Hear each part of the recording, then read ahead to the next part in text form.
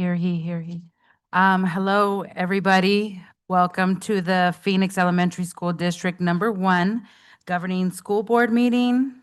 It is 5:17.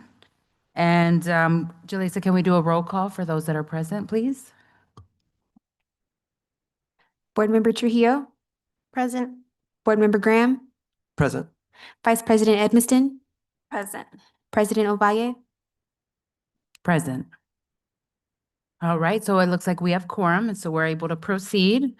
So in partnership with the tribes who call Phoenix their home first, we acknowledge and respect the land our schools are built on. We commit to being a strong partner with any and all tribal nations who entrust their children to our schools. We are grateful and honored to be their partners. So to those that are able, please join us in the Pledge of Allegiance, and Justin's going to lead us in that. Thank you.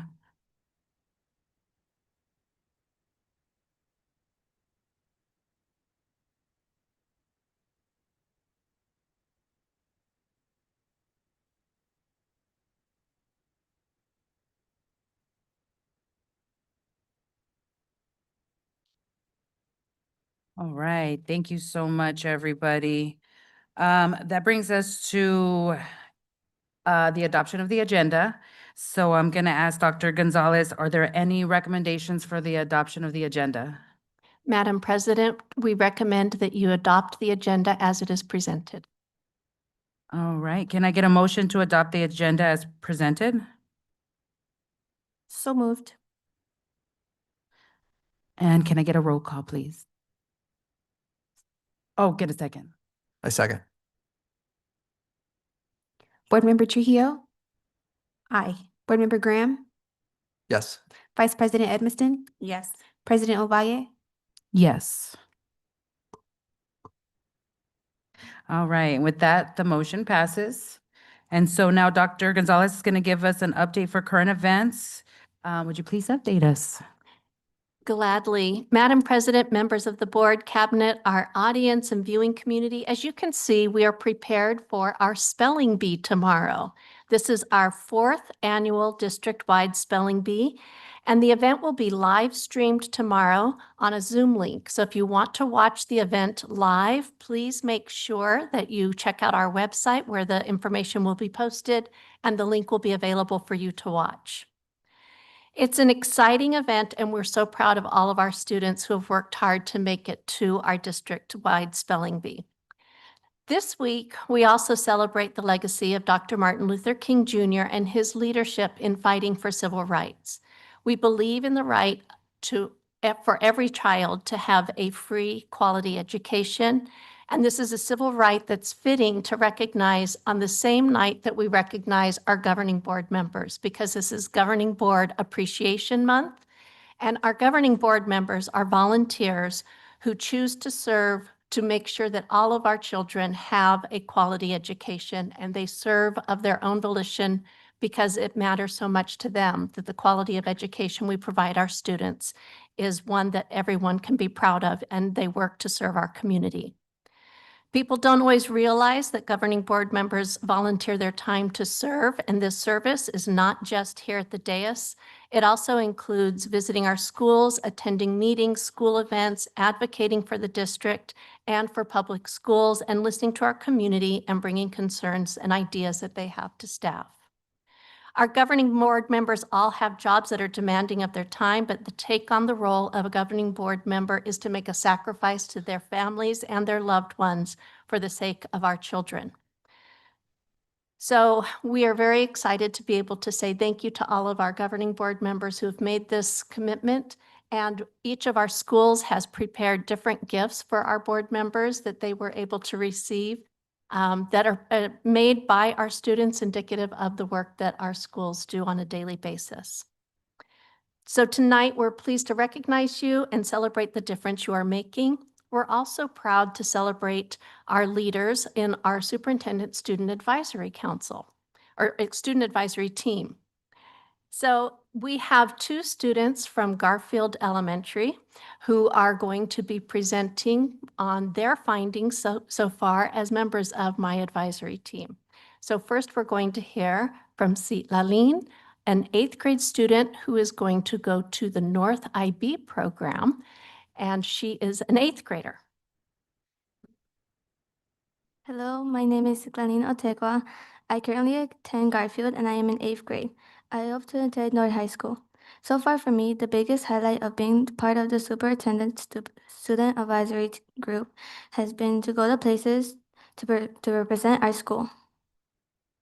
And next, we're going to hear from Lanesha, who is a 7th grader at Garfield.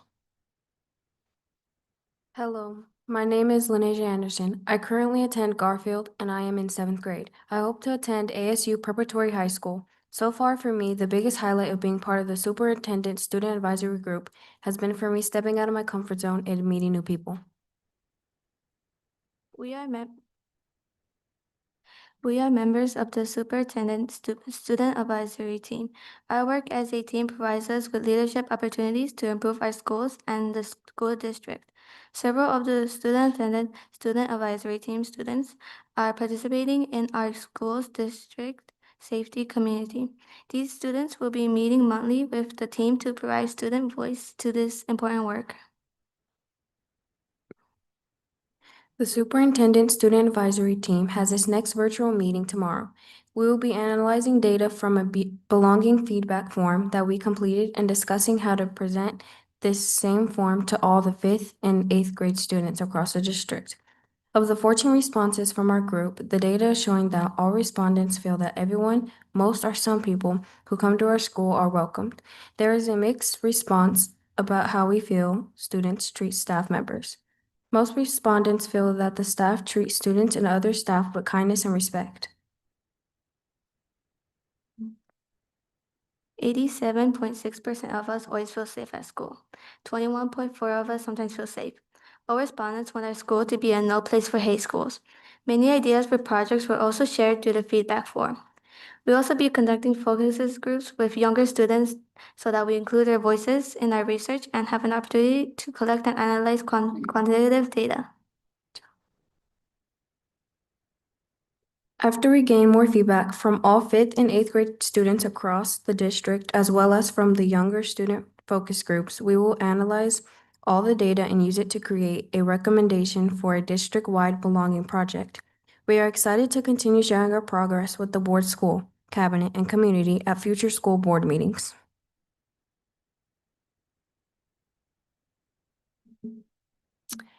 Ladies, thank you so much for your presentation. We're very excited about this kind of action research that our students are doing, involving their student peers and looking at different types of data. So it's both qualitative and quantitative. And we're excited in May, we'll bring the results of this team's work to you to present and their findings and recommendations for us. Next, in my superintendent comments, we want to recognize this is in the second quarter or the second semester of the year. It's not even a quarter any longer, it's a semester. In the second semester of the year, we're able to see the growth that students have made from their baseline assessments at the beginning of the year and where they are testing at this point in time to be on track for meeting their grade level goals. And we make it a point to celebrate the teachers who have the highest growth scores from their entire class, as well as the students who are showing outstanding growth among their peers. And as you can see, we have a tremendous number of students that we're going to recognize, and we want to thank their families for being here and for the work that they do to help support our students. So right now, I'm going to turn it over to Dr. Ailshire, who's going to help us do the celebration, and then we'll take pictures with each of the groups when they're done. All right. Good evening to our community, President Ovalle, to our board, to our cabinet, and everyone viewing online. It is my distinct honor to recognize the teachers and the students that made the highest amount of growth this past quarter. Our teams worked really hard to make sure we give identification for these individuals. That being said, if I drop the ball right now and you are in the room and I don't say your name, please, I will give a time at that moment to let you know who, so you can identify yourself. But I think we got everybody. We're going to do our best. First thing we're going to do is identify the teachers that are in the room right now, leaders that are in the classroom that whose classes showed the highest amount of growth over this past quarter. So if when I say your name, are we going to just do this individually or we'll do this as a group for the photo? All right. So, yep. So it's going to be that super awkward pause where I'm going to say your name and you're going to stand up here for a minute. So please help me in honoring Chelsea Perez.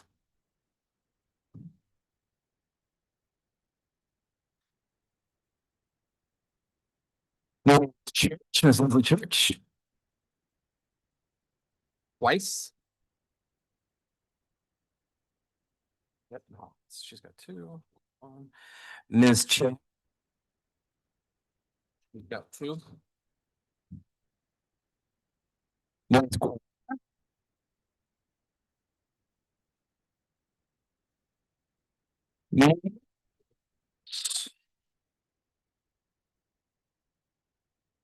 Ms. Oliver. Mr. Sanj. Sorry, my bad. And Ms. Moss.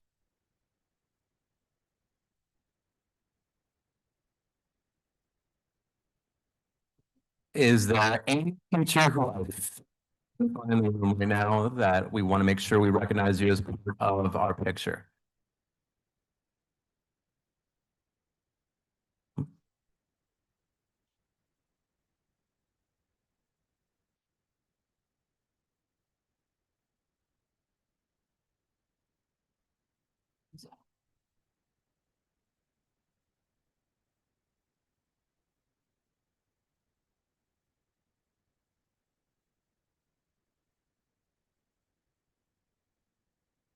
Uno más.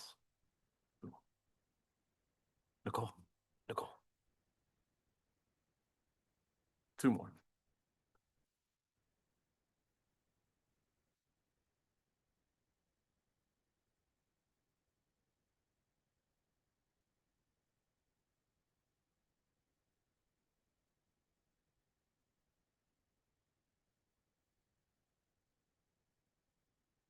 She's got it.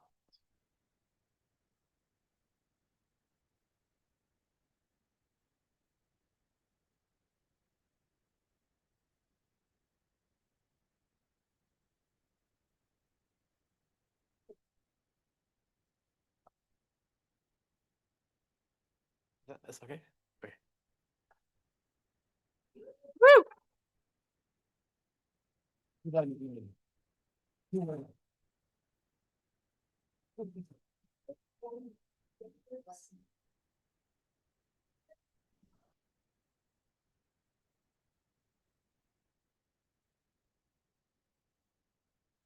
And again, this goes back to thank you very much for your service to our district and to our students as well.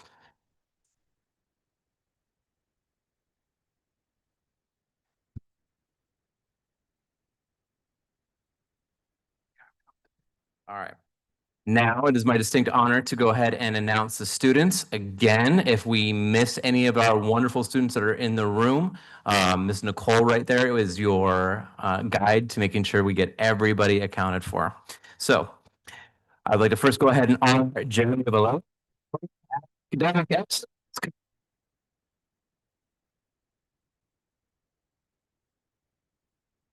Matin. See?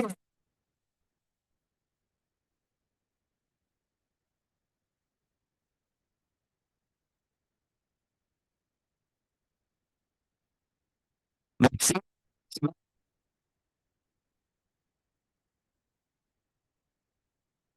Acevedo. Acevedo.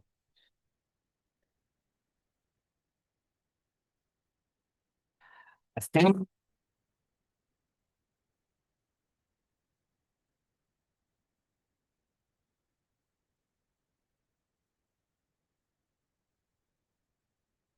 Levy.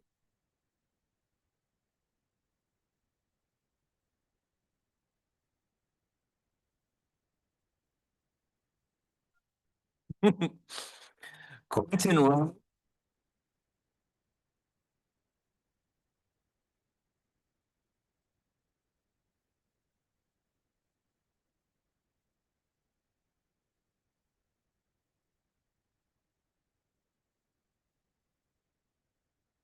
Leonardo Garcia.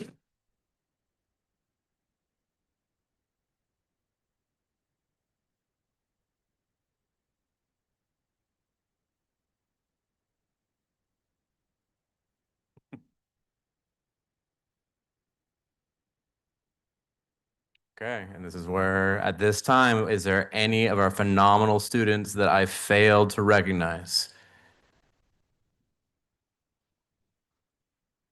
Come on up. My apologies. This is on me. All right. All right. And-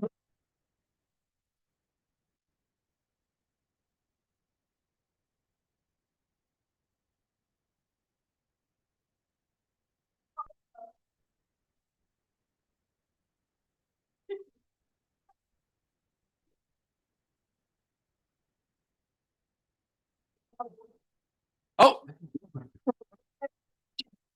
congratulations.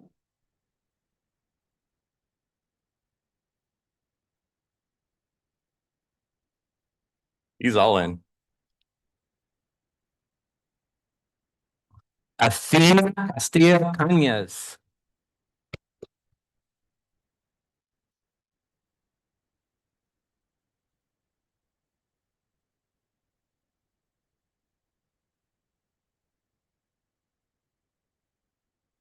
All right. Any more of our wonderful students we got everybody and all of our teachers? Anyone could show up late? I got a late teacher. Oh, not to call you out, but Mr. Hold on.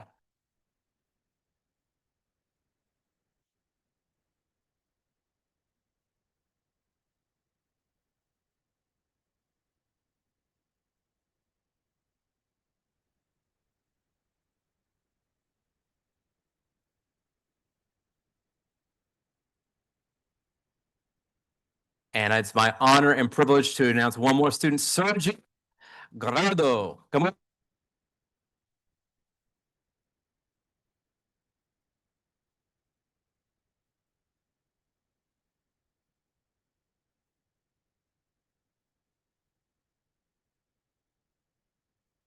Again, congratulations to our teachers. It is no small feat. The work you are doing is being seen and appreciated and recognized, and especially to our incredibly young scholars that are going to be making all the difference for this world. And that's what we are coming every day for. So thank you all so much for being here. Thank you to our families. We could not do it without you. And thank you.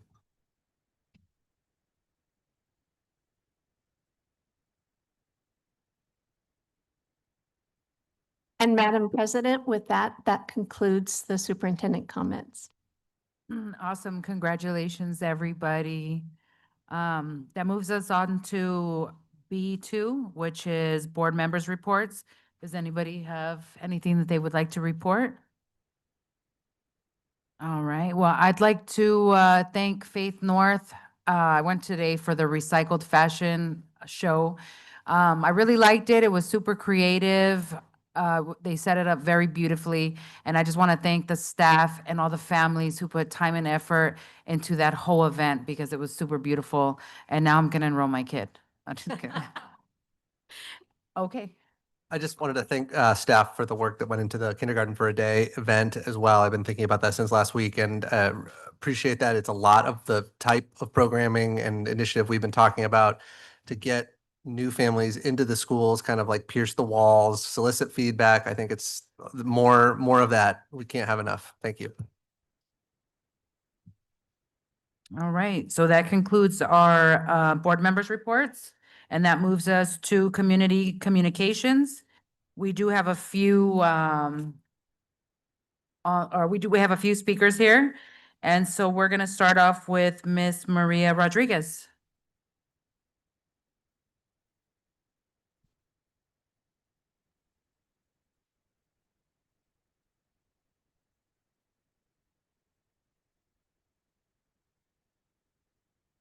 Good evening, Governing Board, President Ovalle, Superintendent Dr. Gonzalez, Cabinet and community members.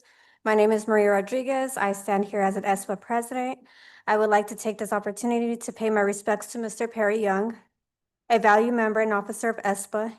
Mr. Young served as our vice president and was deeply passionate about his role. He was a dedicated member for 27 years, committed to giving a voice to our support staff and advocating for what he believed in. Many of us who knew him remembered his inquisitive nature and his persistent pursuit of answers. I would like to remind everyone of the memorial service that will be held for Mr. Perry Young. It will be held on Saturday, January 31st at 1 p.m. Historic Tanner Chapel, AEB Church, 20 South 8th Street, Phoenix, Arizona. Lastly, I extend my sincere gratitude to all who have contributed or assisted in any way to honor Mr. Young's memory. Thank you, everyone.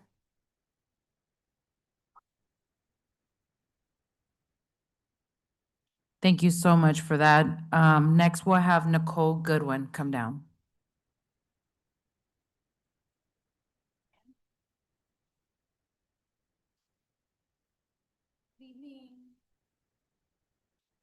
Good evening, governing board members, Superintendent Gonzalez, and cabinet members. My name is Nicole Goodwin, and I'm the proud teacher of Bailey Lucas Perez, who was not here tonight, but had some of the most growth in the district in math and also PECTA treasurer.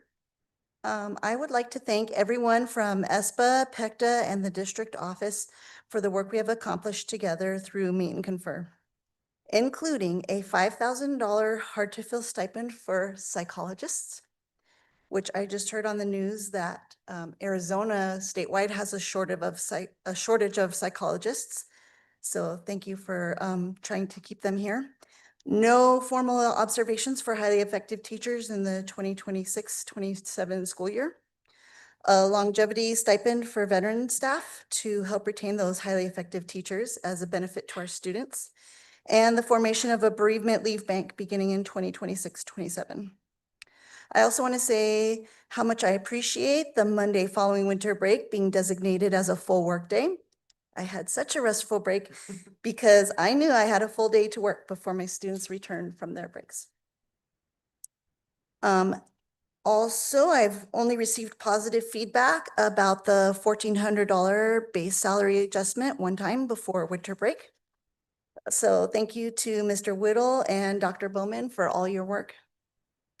And finally, I have to say thank you for moving our December parent-teacher conferences to January.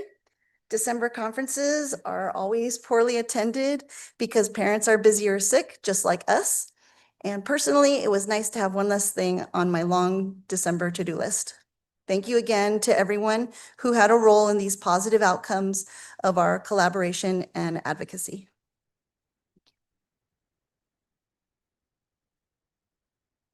All right, next we'll have April Petit.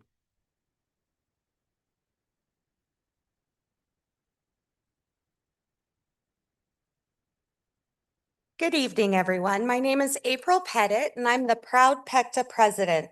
First, congratulations to our newly elected leadership, Madam President and Madam Vice President. I look forward to working collaboratively with each of you. I would also like to take a moment to thank Board Member Trujillo.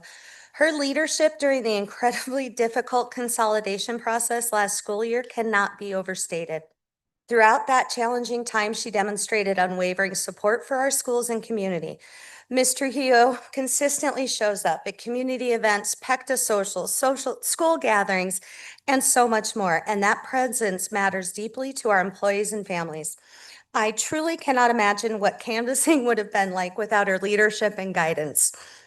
I also want to express sincere appreciation to the board and district leadership for designating the Monday after winter break as a full workday. While it may seem like a small change, it has made a meaningful difference. I have heard from multiple employees about how significantly this reduced stress levels and allowed them to truly enjoy their winter break without the anxiety of unfinished work looming over them. That decision mattered. PECTA is also looking forward to the board's approval of our most recent Meet and Confer wins that have been added to our professional agreement for the 26-27 school year. We appreciate the progress made and look forward to seeing this item on the February agenda. Finally, I would like to take a moment to recognize Mr. Perry Young. Mr. Young was a fixture in Phoenix Elementary for many years. He was ESPA, and for nearly 2 decades attended board meetings, faithfully taking meticulous notes. If you ever wanted to know how someone voted on an agenda item years ago, Perry was your guy. But Mr. Young was not only a fixture in the district, I am proud to call him my friend. During difficult times when he knew I needed a smile, he would text me pictures of his stuffed animal collection simply to lift my spirits. That was who Perry was, thoughtful, kind, and quietly supportive.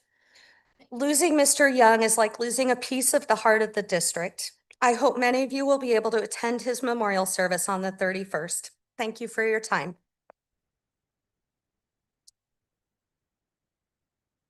Thank you so much. I'm really glad y'all enjoyed that Monday off because as a parent, I'm just kidding. I'm glad you had it. So that brings us to section E1. We're gonna adjourn at 5:42. We're gonna adjourn. Oh, the consent agenda.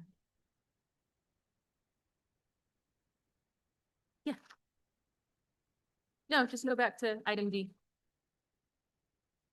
All right, let me see. Let me go back to item D. Mhm. And then we said that we passed it, so do we? You have to vote on it. Yeah. Okay, so we're gonna vote on item D. Can I get a second? A motion first and Can then I get a motion? Mhm. So moved. And then a second?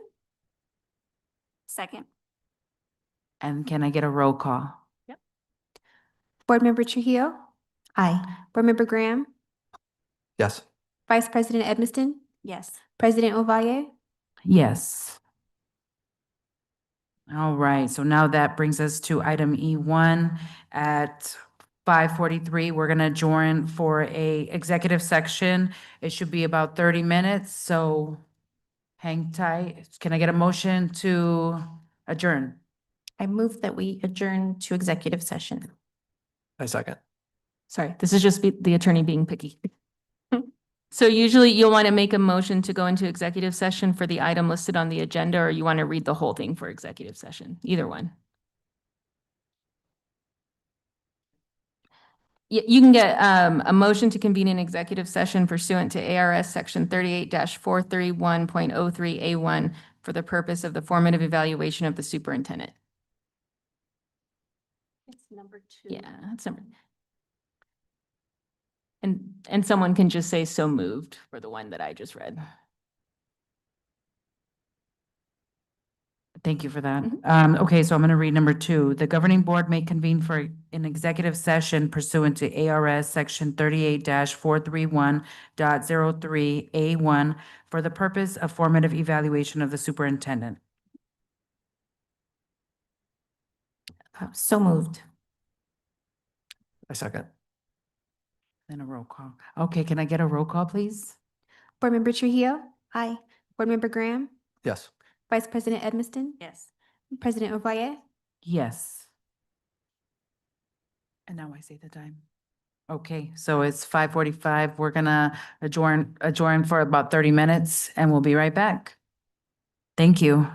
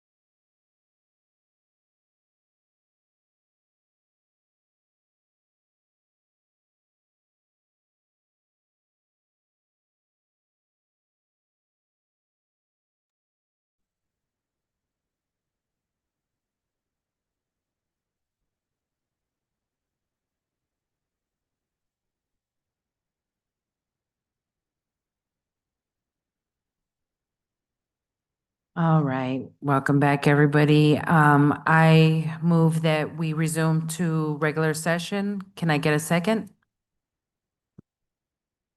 Second.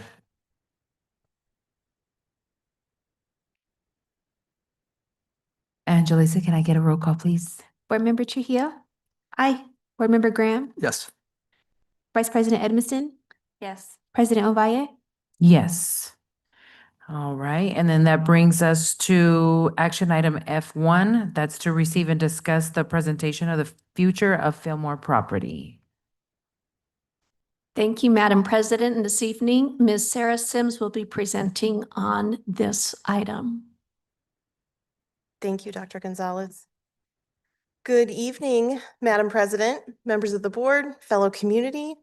Thank you for allowing me time this evening to give you a brief presentation regarding plans for the Fillmore property at 7th Street in Fillmore.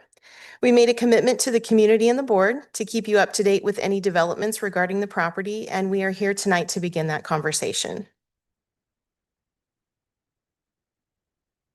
As most of my presentations begin, we're going to take a step back in time to our Reimagine Phoenix process. Reimagine Phoenix kicked off in January of 2024 and consisted of a monthly meeting between January and May. During those 5 months, we hosted 241 community partners, staff, and caregivers to review and analyze the current financial status of the district, our demographic study, our enrollment trends, and revenue generating opportunities to keep the district progressing for the next 150 years. The slide you see presented now lists the collective wishes of the Reimagine Committee. PESD 1 has worked diligently the past 2 academic years to pivot quickly to bring as many of these wishes to life for students and staff. We also believe these wishes can be fulfilled by fully utilizing the Fillmore property.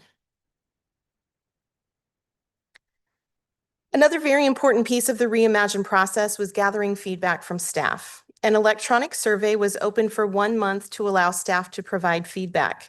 289 staff chose to respond to the survey over a 1-month period. Their collective wishes are noted on this slide. Again, we feel that many of these wishes and wants can be fully fulfilled on the Fillmore property, specifically the needs regarding housing, revenue generation, and improvement to the fine and performing arts programs. Whoops, I got to do this one too. Goals for the property. Fillmore is an incredible property. It was built in 1992 with over 170,000 square feet of academic space on 2 levels. Dance, band, and orchestra practice spaces, a grand auditorium with seating for 600 plus, outdoor courtyard, and a gymnasium with flexible arrangements for 4 athletic courts. Our intent is to return Phoenix 1 students to the building and release an RFP or a request for proposals in the coming months to guide development on the rest of the parcel. Our dream is a family-friendly, affordable to all, walkable community in the heart of downtown Phoenix with an amazing fine arts campus at the center of it all. The location of the parcel is nestled in a historic community where we intend to remain good neighbors. We envision a thoughtfully designed neighborhood that looks as if it's always been there. A neighborhood with green spaces, room for children and pets, yet steps away from vibrant theaters, performance halls, and museums just on the other side of 7th Street. We believe we are positioned to create an arts community on the Fillmore site to benefit students, which also has incredible capacity to revenue generate at the exact same time. Our very lofty goal would be for the entire Fillmore parcel to generate $3 million annually by 2030 through land lease, building leases, and partnership opportunities.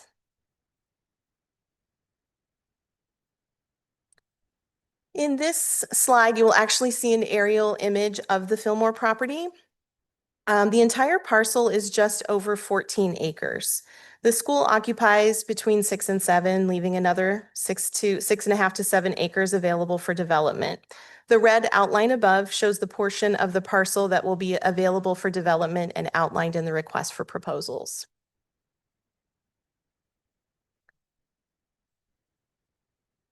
Here you can see images that were taken last week when Cabinet was able to get in the building and take a little bit of a tour. Top left, you will see is a view of the auditorium looking from entry in the back. Top right is the auditorium looking up from the stage.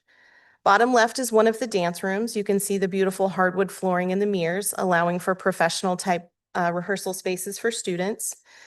Bottom right is one of the classrooms that's actually constructed for band or orchestra practice. You can see it's actually set up as an academic classroom, but the riser setup is intended for rehearsal with band or orchestra.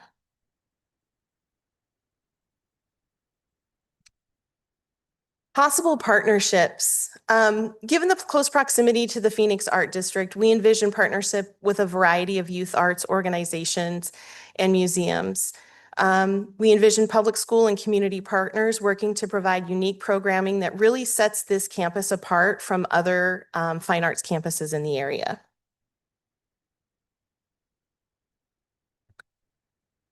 We wanted to include this slide to inform both the board and the community of proposed legislation currently being considered. If this legislation should pass, it would allow for school districts to enter into public-private partnerships to lease school buildings or land to promote housing for critical public workforce groups, including teachers and school employees. This type of legislation really speaks to the current climate, encouraging school districts to consider underutilized land for workforce housing. Administration is grateful to our voters in the district who have already approved each of our sites for possible sale, lease, or exchange, allowing for these types of public and private partnerships on district sites. As we begin to wrap up, I would like to take this opportunity to clarify our desire for housing on district property does not mean the school district would be involved in the day-to-day operations of the property management, nor would staff be required in any way to live on the property. We feel strongly that housing options available to all income levels in downtown Phoenix is important. We see the addition of housing options on our underutilized land as a win-win for both the district and the downtown Phoenix economy. Thank you for your time. This concludes my presentation. I assure you this will not be the last time you hear from us about plans for the Fillmore property. We are fully committed to keeping the board abreast of all available opportunities for the parcel. We would love to welcome any comments or questions you might have for us at this time. Does anybody have any questions? I have a number of them, but we can, I guess, sprinkle them in. So I appreciate the presentation. Thank you very much for the update. Can you walk through the process so far as you guys have established today for how you've determined the likely needs for the space that is school building versus the open space, and how you've like demised what you anticipate revolving, into an RFP of some kind? Like what has been the process there? Knowing that there's still an open question of exactly what school uses might be, what district uses, I should say, would be moving in kind of on a day one basis to the campus. Yeah, that's a great question. Thank you for presenting that. What we've looked at so far is there are a lot of questions out there that we need to pursue. But first of all, we need to look at capacity. The capacity for the building right now is determined for a junior high or a high school setting. So we need to get with School Facilities Division, find out what capacity would be available. When we're looking, I've already analyzed the maps, the site maps, looking at how many classrooms there are. There is a ton of availability on both those two levels. And one of the really beautiful things about the Fillmore property is that there are multiple points of entrance and parking facilities, and the ability to subdivide what the needs are in the school so that multiple entities could coexist side by side. We have looked at the possibility of how many classrooms are on a lower level, how many students we could accommodate on a lower level, and then what we might have available for office space or partnership space on the second level. When we determine the land, there are a lot of pieces that we need to do yet to look at what the development opportunities are with the rest of the parcel. That red image that you saw, that outline, it's just the available land that we can look at and say, if we maintain the school, this is available underutilized land that may be available. We intend to do an economic study to see what is the going rate, what would be the most revenue generating for that property, what density of possible housing could we get on there. All of those pieces need to be done yet. Does that answer your question? It does, yeah. Gonna cite myself. I know there's a lot of work to be done. I will just say as like a high level concern on, certainly just for myself, but some community feedback based on not just this project, but others that have proceeded either to eventual closure or sale, et cetera. I understand this is not that scenario, but I just want to sort of ask for some caution on the pace of the development portion as well. I guess I want to just express my own view of this, which is that there's really two important things going on. One of which again, just speaking for myself, I'm hugely enthusiastic about, which is the repositioning of this as a district asset, using the built space, the facilities, and to some degree, the land that is already there as open space for district uses and potentially kind of low-hanging fruit, third-party leases. I will say that the other bucket that I think is being advanced kind of in my mind, I may be wrong about this, but I will just say I'm somewhat skeptical at this point. It's seemingly being advanced alongside the district's repositioning of the asset is a development opportunity that frankly I will say I'm much more skeptical about for several reasons. Among others is I I know I insist on this frequently, but I'm becoming more and more kind of like fiercely a steward, as I know we all are, of the district's assets, money, et cetera. And I my initial reaction to this is I find it very hard to believe that I know we want to be cautious about the terminology about what we're using here, not capital A affordable, but workforce housing developer is going to be able to pay the most money, even just in a class of residential developers for this parcel, much less other potential commercial uses for the site. We could have this debate for a long time about what the trade-offs are there, about co-locating certain things, maybe a commercial use on a school campus, whether that's compatible, et cetera.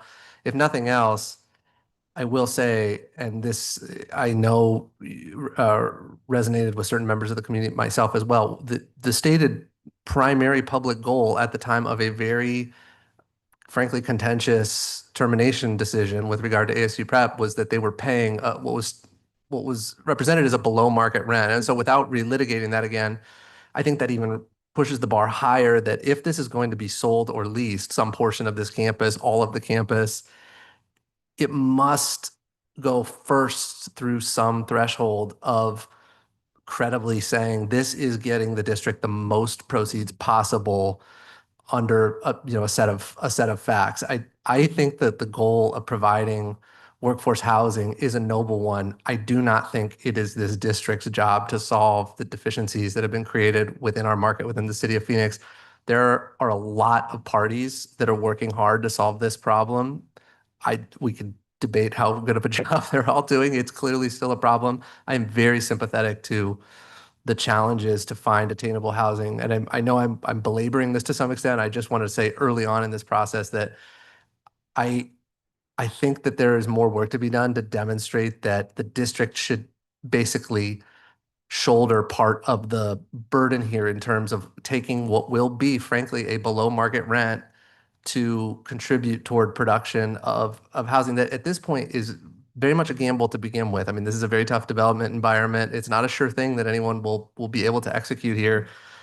The risk to the district, in my mind, doesn't completely outweigh and I'm not sure it's close, the haircut we'd be taking on the increased rent we could get from doing something else with this parcel. And so more work to be done there. And I look forward to working with you guys directly, on the RFP as we go through it. I appreciate all the stuff that has been done, all the thoughtfulness. And I will say again, I'm really excited about the opportunity to relocate district uses into the space there and then potentially look at partnerships with other great operators who can complement the district's work within that space. And if there needs to be source of funds, I look forward to that conversation as well of like, what is missing? What do we need to reposition that asset? I guess I'm much more skeptical at this point of the sort of the presentation of this as pure upside to the district. I would actually argue if we're going to go down this road, we need to be thinking like, how do we get the most assets back for the district if we determine we don't need all of that, all those fields for a district use. So I'll leave it there for tonight, but just wanted to take the opportunity to articulate kind of how I'm thinking about this early in the process to avoid, sort of a challenge later when we get further down the road. That's just one of four opinions up here, but Thank you Thank for you. that. I greatly appreciate that. One of the biggest questions that came up when we started this RFP, I think we're now on Rev 4 or 5 or 6. We keep adding to and bettering that request for proposals, but what if none of those requests come anywhere close to what our vision truly is? And so we needed the assurance from procurement that we don't have to move forward with any of those, and neither does the board. And so we'll go through the competitive process to review those and make sure that we are getting a good return on our investment. We know that we have an incredible piece of property. Its location is incredible. We are sure programmatically that we don't need those fields. And so how do we figure out what the best use of that is? We've had some offers from some community development and economic development groups that we fully intend to take advantage of to make sure that we do those studies to find out exactly what is the market rate? What does housing look like? And there's a lot of discussion out there, even regarding the words affordable, attainable, and workforce. There could be hours-long conversations about what those terms mean to different individuals. You're looking at average median income, and you're looking at all of those things play in, and we understand that. And right now, legislatively, with no low-income housing tax credit, it's very difficult. So yeah, we're aware of all those. So I appreciate your concern, and we're grateful that you're willing to help us look at that request for proposals. appreciate it. This is my last one for now. Could you confirm the status of, I know a prior appraisal based on a sale of the entire asset was done. And there you mentioned that there's community partners who may be willing to either donate time or for some cost, we could revisit that. I guess, so I'd ask for some summary there. The reason for asking is I do think for all of our benefit and the public's benefit, it's going to be important that obviously that we check the box on whatever the legislation requires with regard to a new refreshed appraisal. But again, personally, I really would love, even if it costs us something, I think we owe it to everyone to do some sort of economic analysis, maybe even a full appraisal of the land that we decide is available on an as-lease basis, neutral to use. I think we need a gut check of value. It's sort of a quirky asset, like, parcel next to school, but I'm certain that it has value, notwithstanding some of the development challenges now. So I just think that is important. I don't know what that looks like today, but I guess I think before saying yes to a final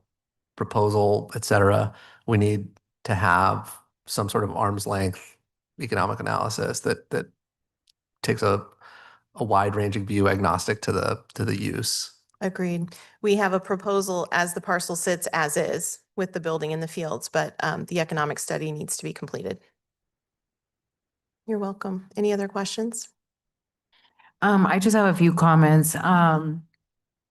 I guess in my humble opinion, I don't really like the bill because I feel like the bill incentivizes people closing schools so that there could be a partnership to build privately. I live in affordable housing and there is a lot of hurdles that come with living in that type of environment. We're put under scrutiny. We're being told constantly that it's going to be taken away. Things are going to go market price, and majority of the people I live with are disabled, elderly, and it's kind of heartbreaking to every few months when management turns over to, all of us right now where I live are not under a contract. And so then that scares us. So it's just when we're dealing with affordable housing, attainable housing, or whatever you want to call it, there's a lot, like, there's contracts, you know, light tech and all that stuff. So I'm curious to see what that means for us with affordable housing, what that looks like. And then I'm also a little concerned. I know you mentioned that we wouldn't be in the day-to-day operations, but at the end of the day, we're somebody's landlord. So I'd be curious to see, like, if somebody gets terminated, you know, what that would look like to the family that's living there. Because again, the affordable housing is always being dangled over our heads. And then with the bill, back to the bill, is like, you know, you have all these essential workers who deserve a living wage, but because they are not going to get one, the next best thing is attainable housing or whatever. And so, I mean, I see a little red tape around that. I know everything is still kind of in the air, and I look forward to hearing more concrete plans as we move on. As far as the school side, I do, you know, we got the arts school, as you mentioned in the presentation, that is very close by. And from what I hear about them is that they're very active in like outreaching and getting people in. And so I just want to make sure that we're taking into consideration that they're a high competitor for us. And so just making sure that, you know, I know you mentioned we're gonna have some partners, but I don't know who they are yet. So hopefully we can, as time goes, get more concrete ideas on that. So. Yes, thank you for sharing your observation and your opinion. Any other, oh, yes. Thank you, Mrs. Sims. I really appreciate it. Of course, I'm drawing a blank now, but briefly, what I took from the information I heard was next steps are looking at the capacity of the school. So I just was wondering, like, what kind of comes after that? What will be done, like, by, I'm looking at what a timeline might look like. So I just wanted to know what the next steps were. And then also if you had any feedback to share from the Herrera community about coming to the campus.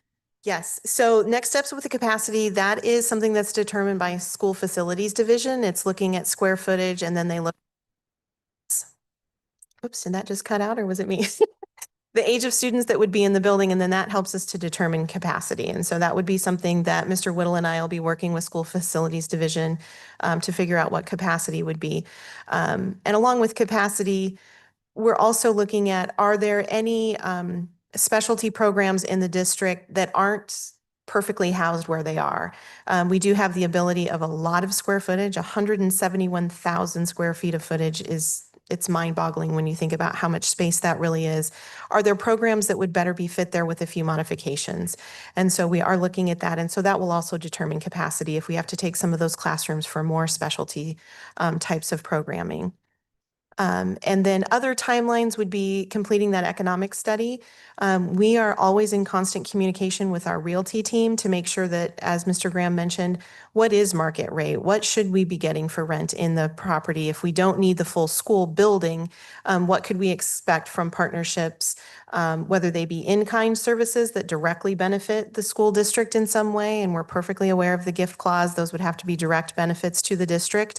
Or would it be someone that would be able to pay market rate? So that's also something we need to do, is really see what that market rate is for that area with our realty team and make sure that any partnership opportunities that come our way, that we are getting the best return of investment because we are letting them use a district facility.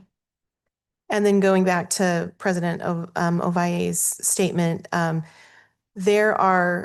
legal team is so incredible and we thank them for being here and always advising us with our leases. Any partnerships are reviewed by legal and scrutinized to make sure that we are following the law and that examples like you gave are considered. What does happen if someone terminates employment? What is the certificate of insurance? What are those assurances that have to be in place? So I do feel confident that that's something that we have, but those things also take time and legal review and document drop. So that would also be part of the timeline. We will be presenting more on outcomes from Herrera. We have not completed those. We've only completed one sessions. We did speak to staff and we did speak to a parent group. I believe, Ms. Baker, were there eight parents and a few staff members that attended. So I would like to hold off until we have completed those. Those will be completed Monday and we'd be happy to report back to you in a board update. You're welcome.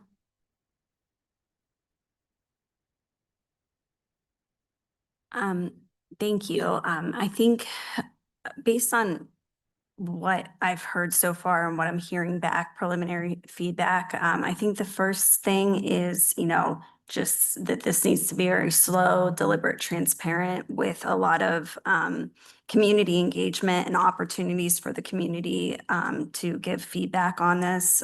So if anything, just, slowing everything down and making sure everything is being communicated. The concerns, questions, I kind of put them in three buckets. The first one is regarding the neighborhood schools. This is an issue. It's been an ongoing issue. I think we can all look out to the future and say it's going to continue, particularly at the elementary model where it does make sense to have neighborhood schools. It's a bit of a different analysis in my mind than looking at the high school level where transportation looks so different than it did even 100 years ago, and consolidation sometimes makes a lot more sense in that model. But with the strong impulse to keep neighborhood schools at the elementary level, there's concern being expressed that, this could potentially destabilize the other neighborhood schools that are within distance of Fillmore. And so I want to note that, and I guess the question would be, how does this, when we take into consideration the overall picture, how does this sync the idea of creating a neighborhood with a neighborhood school? How does it sync in an environment where other neighborhood schools are being closed? Noted. Thank you very much. Something we can take into consideration. And I guess the next one, and this has been addressed a little bit, is I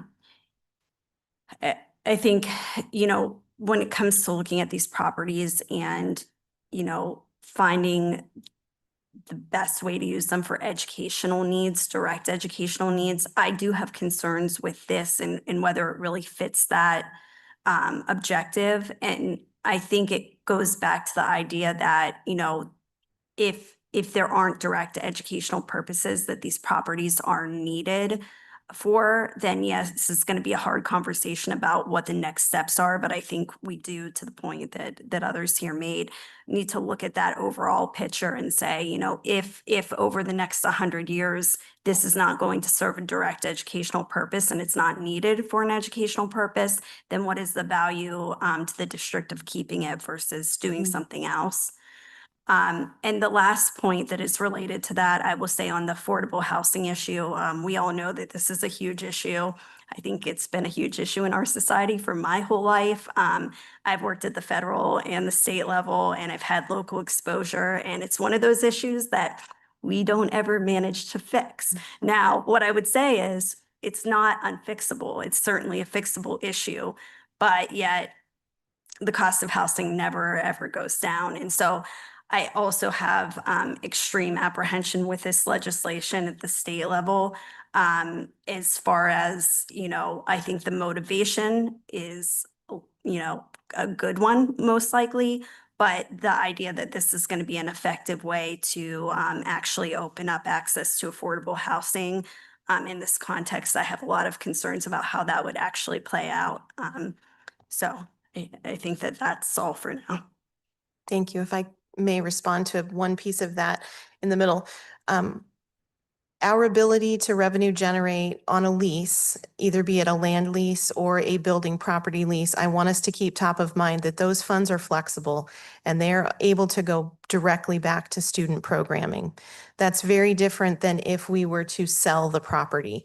Selling the property, those funds can only go back into our civic account, much like we talked about with Plant. And so that's one of the pieces that does make the land lease and the building lease, and I'm saying those as two different things. Maybe building partnership is a better term to use in the building, and a land lease for the fields.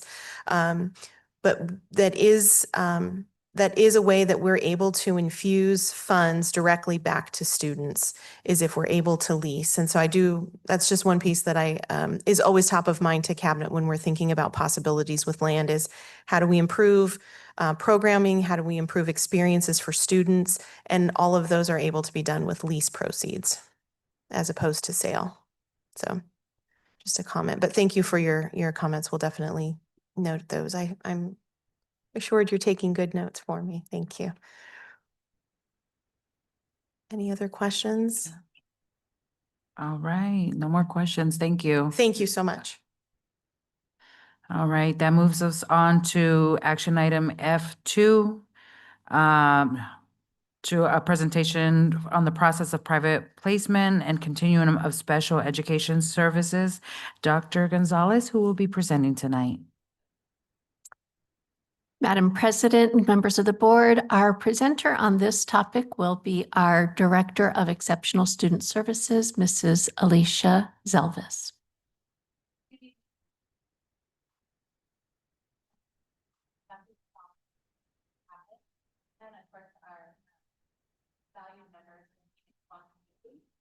My name is Alicia Zelvis. I'm the Director of Exceptional Student Services.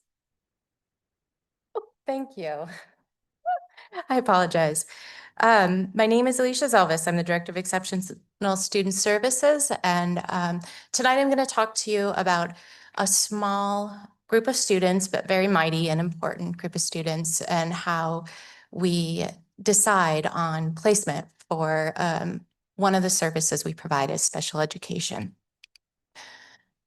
To begin, we kind of have to step back for a minute and talk about special education law and our obligation to offer a variety of services, or a continuum of services. So least restrictive environment, or LRE, is a process that in Individuals with Disabilities Education Act, or IDEA, requires us to the maximum extent appropriate consider basically that our children with disabilities are educated alongside their peers in the general education classroom. That's the priority always. That is the law. But we also know that we have the ability, with consideration of the nature and severity of a student's disability, that if they require additional supports, supplementary aids, services, and have all of that in the classroom, and we are not making that support successfully or satisfactorily, that we can consider options outside of the regular classroom. So once a student begins in special education services, the IDEA protects their right to an education in the least restrictive environment.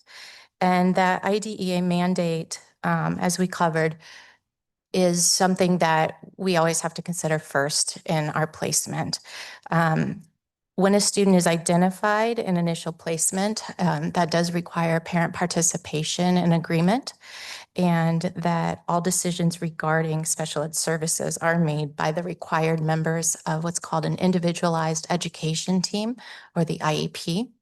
And that one of those required members is the parent, alongside other individuals on the school site that are professionals related to the student's needs. So when we talk about the continuum of services in least restrictive environment, IDEA requires that there's a few key principles that we need to consider in the least restrictive environment when we're talking about where a child would receive their services. As you can see on the chart, this is something provided by the Progress Center, and I left the link there to the Progress Center if you want to learn more about least restrictive environment and inclusion of students with disabilities. But those key principles include the presumption of inclusion, which is the general education is the starting point, as I mentioned, for every student, and that removal should only be considered after schools tried providing necessary supports in the regular classroom, or what we call exhausting all efforts. Then another principle is providing those supplementary aids and services, which includes accommodations, modifications, services, maybe a special education teacher support, or speech therapy, or other types of therapies, assistive technology, anything we can do to layer on support and provide that equal access for our students with disabilities in the general education classroom. And then the law also requires that we offer a continuum of placements. So although the least restrictive environment favors general education, the law actually requires districts to maintain that continuum of options, such as what you may have heard called a resource room or specialized schools, specialized programs to meet the unique needs of every child. Last, those decisions that we make based on least restrictive environment have to be individualized decisions, and they must be based on the student's specific need, not necessarily their disability. And it also cannot be made, those decisions can't be made based on what's available or the resources we currently have available in the district. They have to be very individualized to what the student needs in order to access the general education classroom and to maintain success with their education. So as you can see in this chart, the least restrictive option is the general education classroom. What that means is, as far as the way we interpret it in our district, is the student spends their day in the general education classroom. They can receive their services there by a special ed teacher or other service provider. We call that inclusion or push-in services. Or they could be a member of the general education classroom and receive a pull-out service still that's maybe a more minimal service or time of the day that's appointment-based where they receive their therapies and intervention at that time. So the general education classroom, our students with disabilities currently make up, that's about 60%. Sorry, actually it's 66% right now, according to our 100-day count. So that is where the large majority of our kids with IEPs or special education services currently exist, in that general education classroom. So the next level of support that we provide on the continuum of options is a special education classroom. In our district, we call those specialized programs. We have those designated at specific campuses across our district where the lead teacher in the program has special education certification and special training on how to work with students with disabilities, and the entire classroom is full of students with disabilities. So we're moving to more restriction, meaning less time in the general education classroom, less exposure to their general education peers, but still on the same campus and participating in those options that a public school campus would have. So today we're going to talk about special school, which is also called private placement. A special school is more restrictive. It's typically on a separate campus and separate from our public school students and our public school campus. So again, when we move to that level of environment, it's our priority to exhaust all options on how they can support the student in the classroom. Even if they're at the level of special education classroom, we work with our teams to explore how we can support students in being successful in those environments first. So before we move into the definition of special school or private placement, I just want to address quickly homebound and hospital residential facility, because those are also options that we are required to provide for students that need them. Homebound is typically a doctor's medical placement. It's with a doctor's order when a child needs to be under medical care and can't come to school. And then the residential facility type place would be if a student is full-time hospitalized or a child needs to be in more of an institutionalized full-time placement. We work with the state agencies and the families to make sure that students receive services if that placement is determined. Okay. So back to special school defined. A school can become identified as a special school or private placement by completing an application process with our State Department of Education. There are specific requirements that the school must follow to be recognized as a private placement option. Part of those requirements are that this classrooms offered to the students placed there must be physically and socially separate from public education. So that really draws a pretty intense line between the difference of type service and social interactions than opportunities for the students. The students can that attend the programs with special education services and the special education team has determined that their placement at the special school is the only appropriate option for the students to receive their services at that time. So please note that when we think private placement, we know there's private schools that these are very different than parent choice schools. So parent choice schools would be a private school option to families that pay tuition to enroll their students there through their own private funds or even through like the empowerment scholarships or ESAs. So some of the schools that do participate in private placement do accept private tuitions or ESAs, but the majority of the responsibility on these sites that are accepted by ADE as private placement options, the majority of the kids there have disabilities and the primary focus is that private placement service. So that would be the difference between that and an actual more traditional term of private school.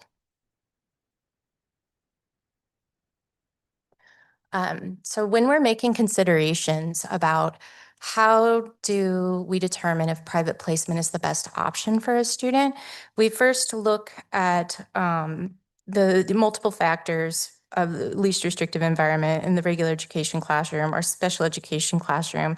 We go back to the LRE law on when the nature, severity of their disability cannot be achieved, does not allow them to achieve success satisfactorily in a general education or special education classroom. So we look for evidence that current services in place have been implemented regularly and correctly. So it's really great if we have an amazing plan, but we need to make sure we're doing it regularly, correctly, and with fidelity. And we look at that data in those opportunities for us to change, shift, or try different research-based strategies before we move to any consideration at this level of restriction.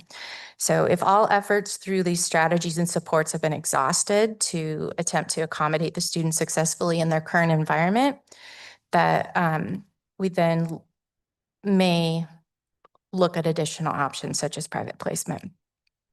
And then if a student's behavioral health or physical health needs can they be safely met on a public school campus? That's a huge consideration. We have to make sure that they're safe and they can learn and they're able to function based on their health needs before they can access their learning. So the steps that we take in our district to placement are that the IEP team, so the Individualized Education Plan team, they notify me, the Director of Exceptional Student Services, because this is such a finite group of students in our district. I'm involved with every case. Once they have this evidence, they notify me, and then I work with the team, and I may bring in our leads from our related service, like our lead speech therapist. I may bring in our lead school psychologist to review the student information and provide the team with inputs. Did we really exhaust all efforts here? And then my team reaches out to the private placement school options that our partners are those that we currently work with. Department of Education has a full list publicly posted for us to choose from of who meets that criterion. And we select the best fitting programs based on the student's needs. So we really try to narrow it down. I do make the final decision on the school. Many times, parents, I may, if we're between a couple of options, I've had many times parents have toured the schools with me to make sure that it's the right fit for their student. And then we make a recommendation for the specific private placement. So I'll make that school contact recommendation to the IEP team on the school site, which includes the parent as a team member. And then once the team agrees on the placement, so we get together, we have to agree in a meeting on the placement. We establish what is an exit criterion. And that's measurable goals that define the skills that each student will master before we consider a return to a public school setting. So our intention in a least restrictive environment is always to get a student back to a general education setting. That's life. That's more realistic as to what we expect our students to, the environment where we expect them to learn and how to grow and be independent contributors to society someday by learning how to work with others in a more diverse community. So that exit criterion is our agreement with the private school of, as you communicate growth and data to us, we will be ready to receive the student when they've achieved these goals. Monthly, I actually receive data on their progress toward these goals. I get all of their attendance. I attend their IEP meetings with their parents. I tour the campus, check in on the kids, and I case manage. So they are my students. I make sure that they are progressing and working toward meeting those goals so that we can hopefully bring them home at some point. Then activities occur. So once after we establish that exit criterion, just the general processes like arranging for transportation, transferring of services, and just the communication pathways for monitoring the student progress along the way.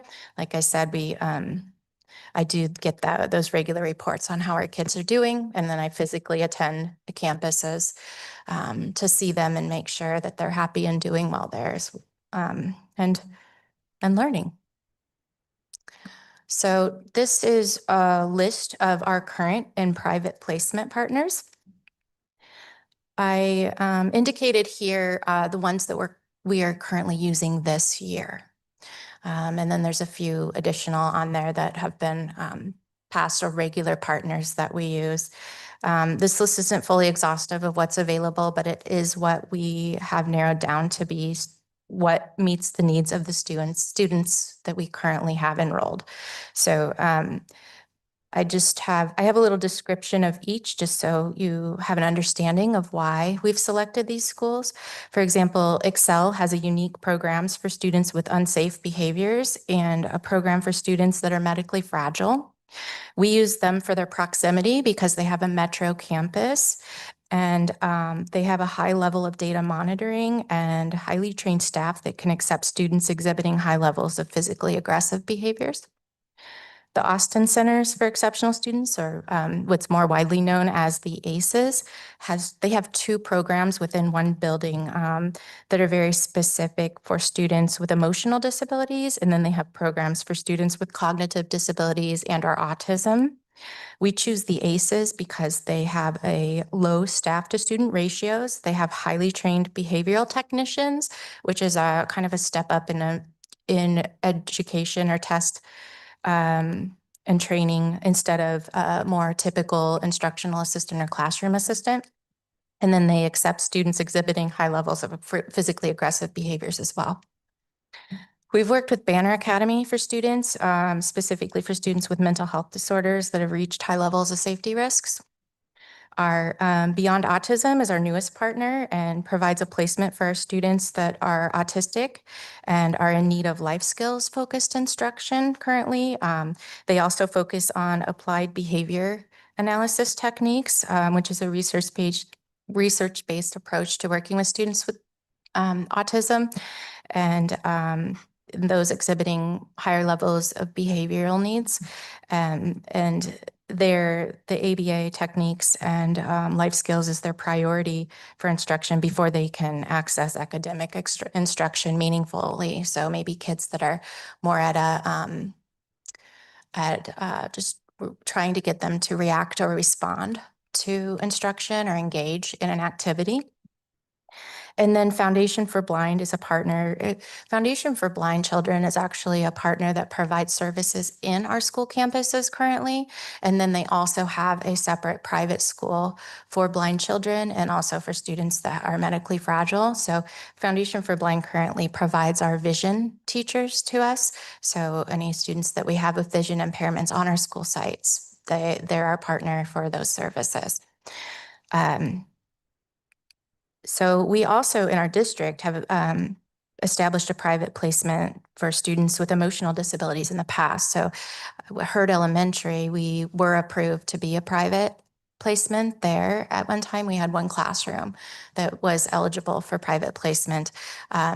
As we've moved and shifted and restructured, now that the dust is settling at Bethune with our program there called RISE, we are going to reapply to become a private placement, but it will only be, again, one established classroom or program that is there within, because it is much more restrictive than a specialized program.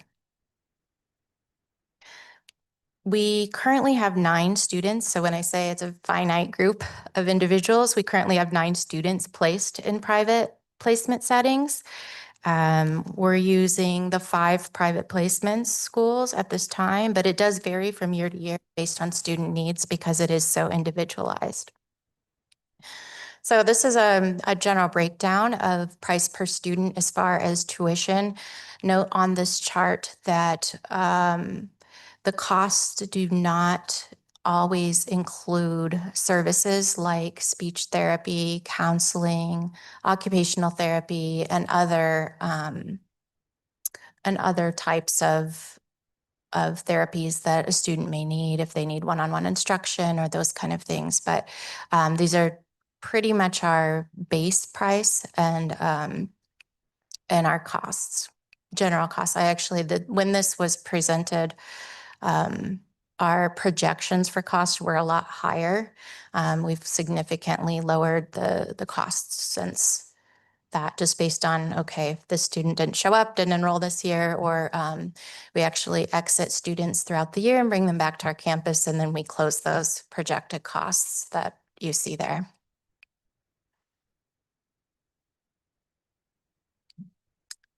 That's all that I have for you this evening. I'll leave some time open for comments and questions. Thank you, Ms. Alves. Do we have any questions?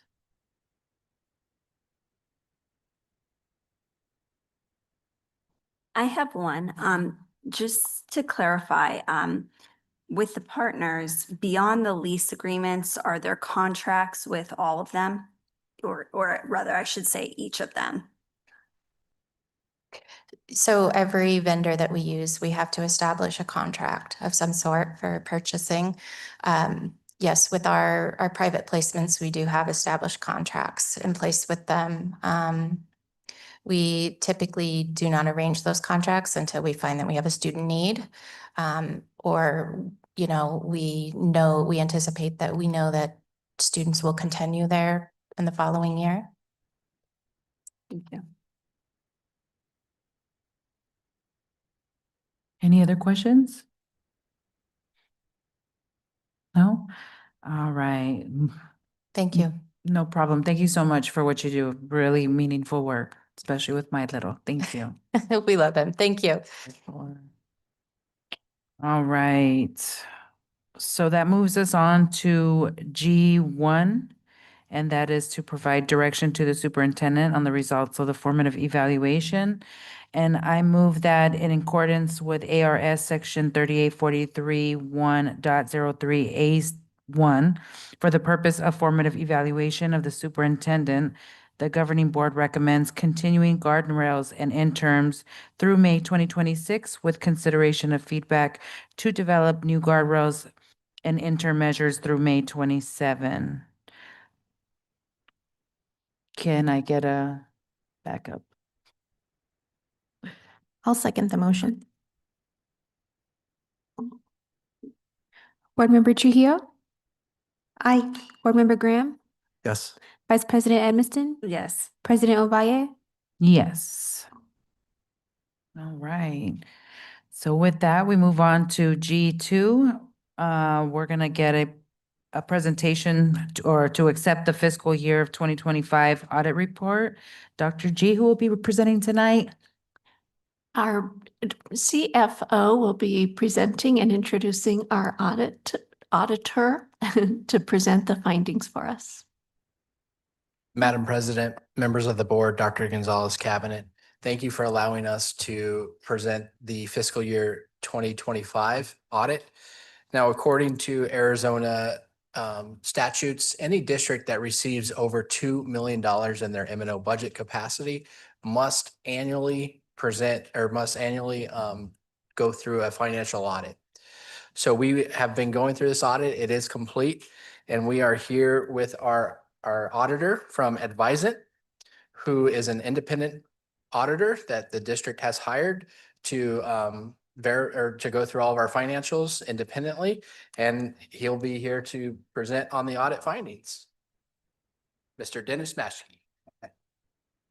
Good evening, Madam President, governing board members, cabinet.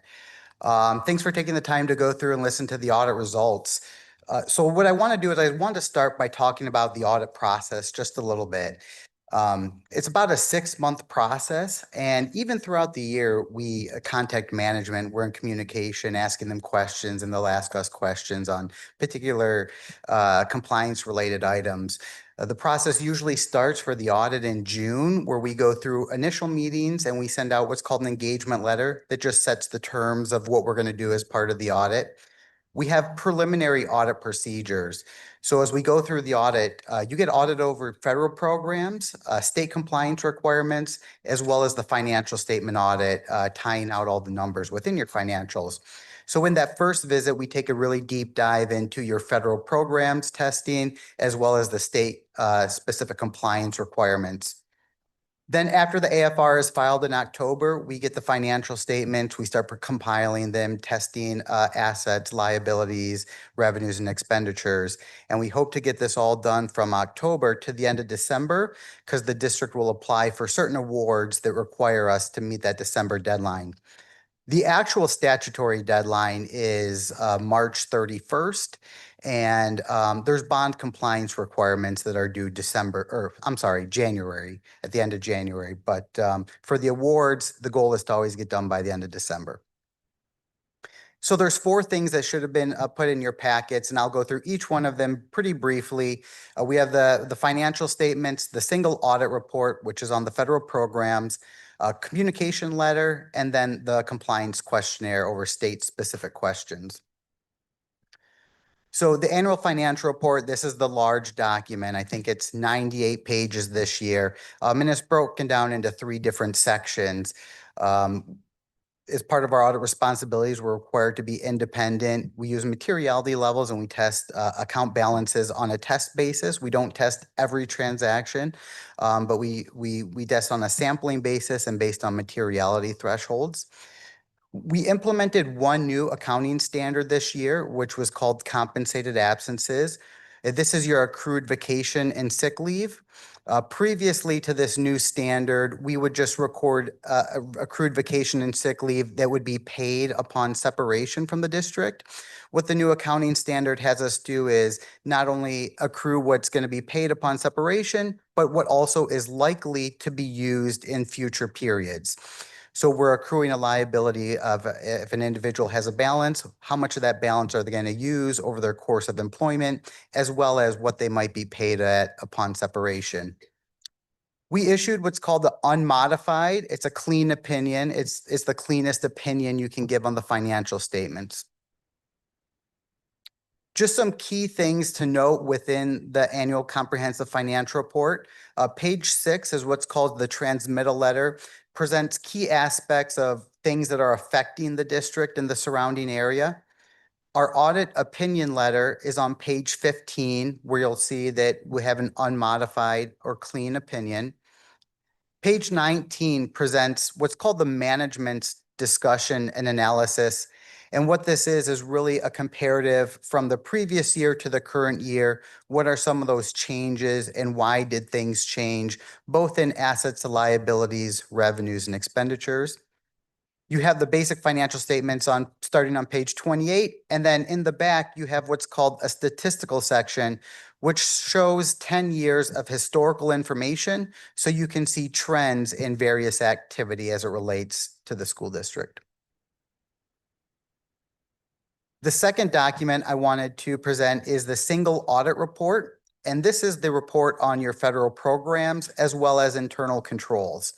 So we provide an opinion over the schedule of expenditures of federal awards. And again, we provided an unmodified opinion. Within the internal controls and the federal programs, we noted no federal program findings and no financial statement findings this year. So that's an improvement on the previous year where we had a finding over certain cash reconciliations and adjustments that needed to be made. Those have been resolved for the fiscal year 25 audit that we audited. The district had around $22 million of federal expenditures during the year. And so based on if a program's over $750,000 of spending, we need to test those large programs on a test basis. So this year we tested the child nutrition cluster and the ESSER funding, and again, noted no findings within those programs for the federal compliance. This is just a large overview of what that federal spending looks like for the period ending June 30th, 2025. As you can see, the one of the larger programs is the child nutrition cluster, and that ESSER or COVID monies that were being expended through the fiscal year 25 was also a large piece. Starting for fiscal year 26, we're only required to test programs over $1 million on a rotation basis. But as you can see, most of your programs already meet that $1 million threshold. So usually we're testing programs like Title I, special education, child nutrition cluster, and any other maybe large one-time grants such as the ESSER funding that comes in. The third document is the governance communication. This is just a standard audit letter that we prepare and send to governance, really stating that we're independent of the school district. Some of the significant audit estimates that are used within the financials, the non-audit services we provide, we help the district compile the financial statements. So we take the district's records and help them compile what you see presented to you as that large annual comprehensive financial document. Going through any corrected and uncorrected journal entries that need to be posted, and then we provide those to management to post and to review. And then the last document I wanted to touch on was the USFR compliance questionnaire. So this is a questionnaire of over 100 questions where we test anything from student attendance reporting to cash and revenues, information technology, payroll, really a large variety of controls that need to be in place and compliance requirements by state statute. And I wanted to give you some historical context here of the number of findings that we see. You'll never find a perfect audit, is very rare. I've been doing this for over 20 years, and I think only one time, and with a really small district, that I see no findings. So it's, you're always going to find something, an area of improvement. I think over that amount of questions, I think if you really, for a district the size of Phoenix Elementary, really between that, 10 to 13 or 14, because there are some things that are just truly small in nature. The Auditor General's office, they use this, it's a yes and no checklist. So they're looking at this more from an informational perspective over the fact that if you have a finding, not every finding denotes that there's a large control deficiency. It's more of an informational basis as well. So you can see looking compared 2025 compared to 2024, we had a decrease in audit findings. And we really want to make sure we're kind of seeing positive improvement over the years. And that's really what the Auditor General, we believe, is looking for as well. And so kind of going through each of the different sections, student attendance reporting, this is where traditional we see findings because it could be anything from, a student put the wrong time they left the school site and how it gets calculated. Pretty small things here.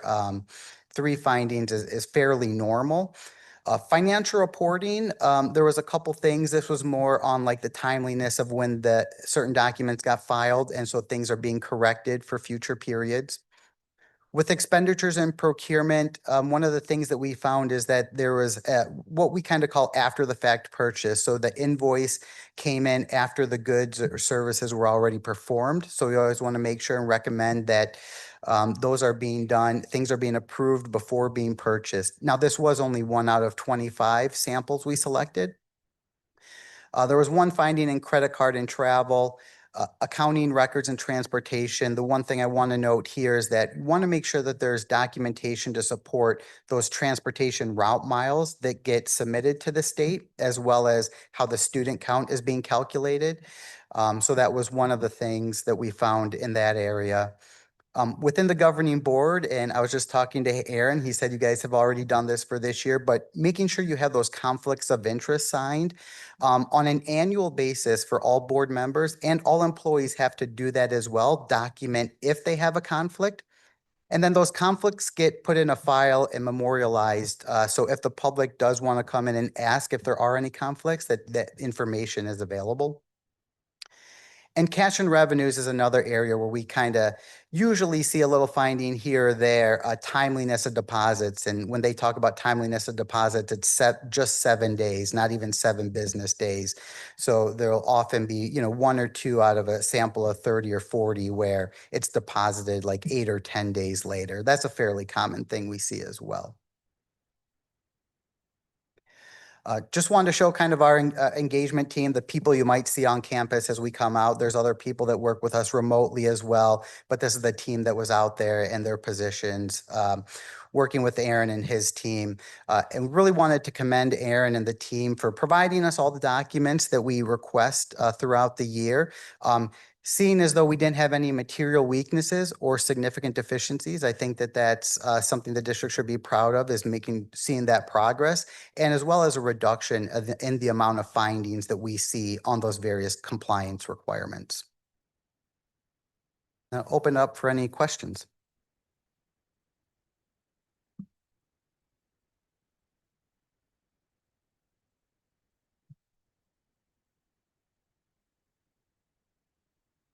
All right, no questions. I just want to say quickly before you step down, I really appreciate the progress. I did have a chance to go through it, and obviously it's a long process. It's an important one, and the progress from last year, the reduction in findings, the reduction in particular in the material weaknesses, I think is huge progress. Obviously, that should be the goal, but we got to get that right if we want to deal with all the other more interesting challenges ahead. Yeah, I'd also like to give the kudos to seeing the numbers going down. We talked about it briefly, and a lot of good work and the team back there. So thank you so much. All right, so do I have a motion to accept the fiscal year 2025 audit report? Moved. I'll second. Board Member Trujillo? Aye. Board Member Graham? Yes. Vice President Edmiston? Yes. President Ovalle? Yes. All right, with that, it passes. And that moves us on to G3, governance information. As a part of the district's strategic plan, the board shall monitor student outcomes regularly. And then the rest of it. Okay. Attached are overview reference materials regarding the governance framework implementation. The governance model and framework was adopted by the governing board on 11/15/22.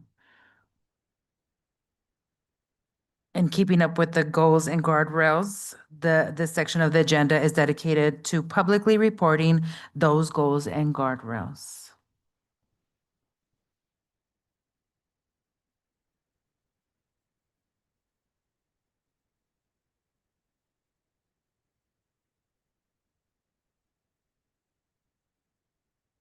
So Madam President, now we move on to item 4. Okay, thank you so much. Now moving on to item 4. Dr. Gonzalez, are you going to give us a presentation on the reports?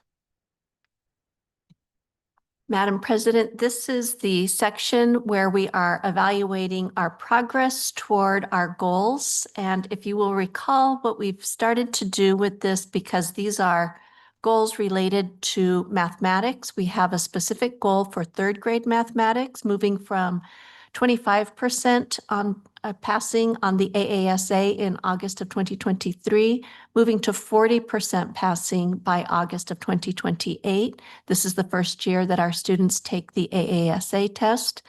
And then goal 5 actually looks at the middle school student progress, So it's the percentage of our eighth grade students with a pass rate on math per the AASA, increasing from 13% in 2023 to 38% by August 2028. This is a goal that we set to ensure that our students are being adequately prepared to be successful in high school. So as we look at these goals, we will ask our curriculum team, and we also have one of our principals here to talk about the progress that they've been making at their site. We have Dr. Lloyd, who is our Director of Assessment and Accountability. And we have Dr. Clinic, our principal at Herrera Elementary, and we have Dr. Galetti, our curriculum director. And Dr. Elshire will be facilitating this conversation.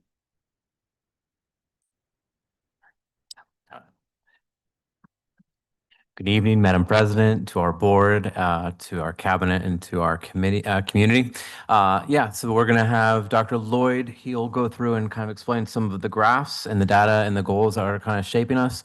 We're really fortunate to have Dr. Clinic with us, who we know that the board really enjoys hearing from the principals themselves of the work that they're doing. And she's got some really great things to celebrate on her campus.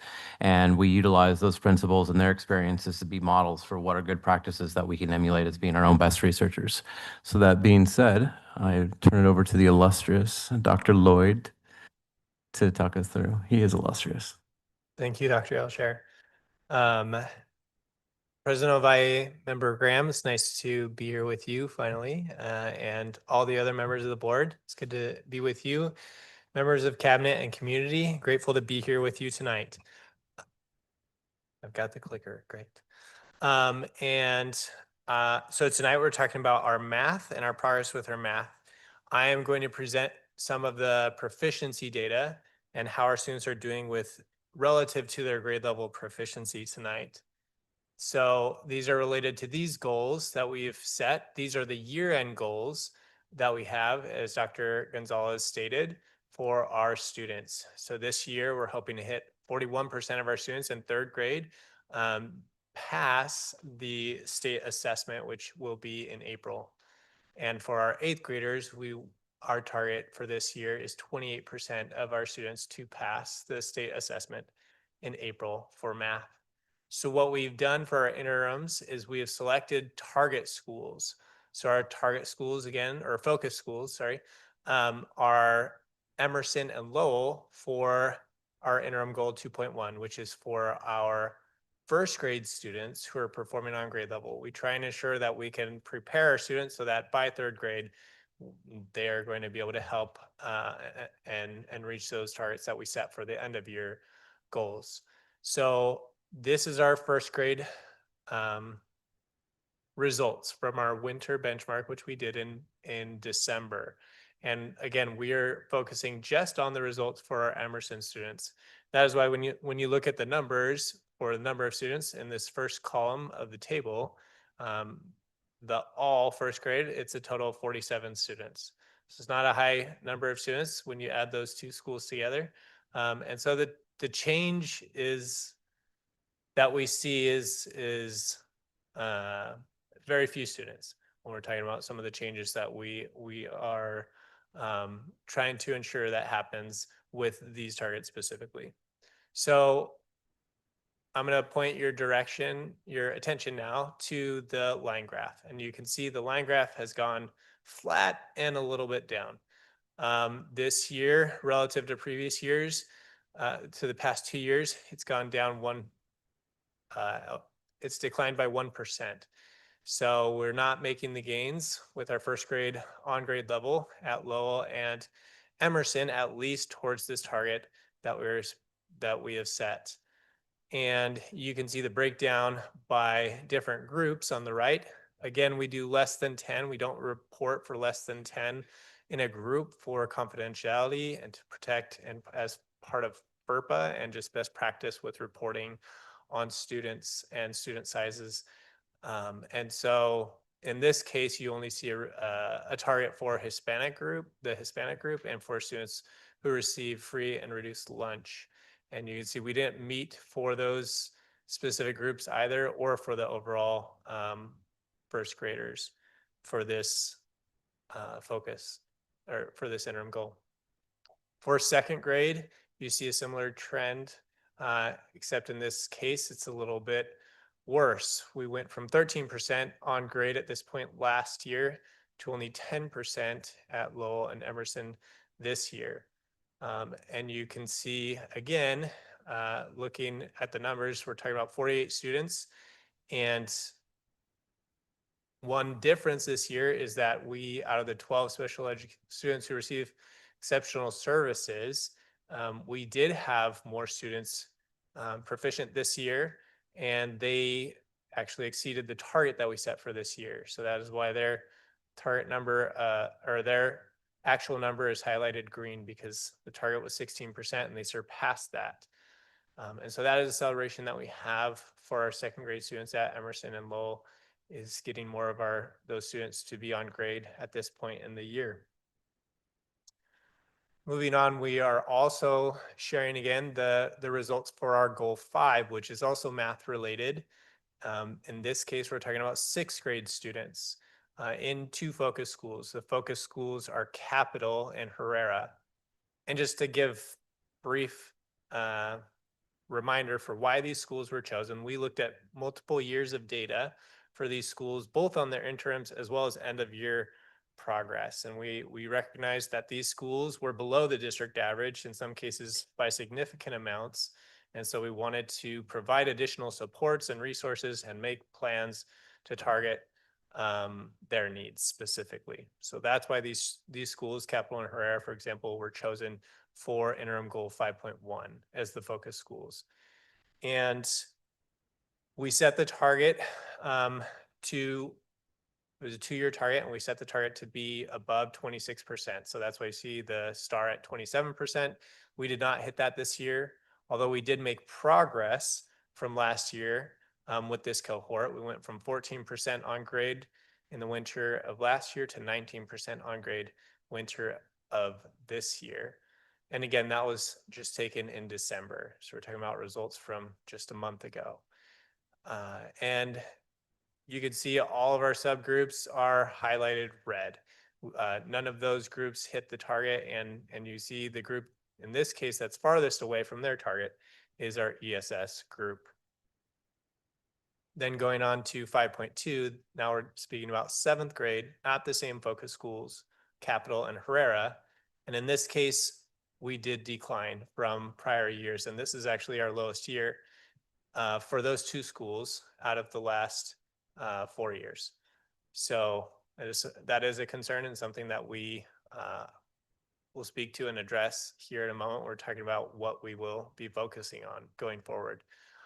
Another concern is the fact that we did not have any ESS students out of the 14 that were included in this sample that were on grade at this point in the year. So another piece of data that I share is just the breakdown by school. Now, I'm showing all schools. However, again, I've highlighted the schools that were the focus schools for this interim. So going back to our interim 2.1, looking at how we did for first grade across the district, you notice a pattern. There's a lot of red, right? So a lot of schools did not get close to their winter target. They did not meet at least 80% of that target. So that is why they're red. We did have some schools within range, made at least 80% of their target, and they're yellow.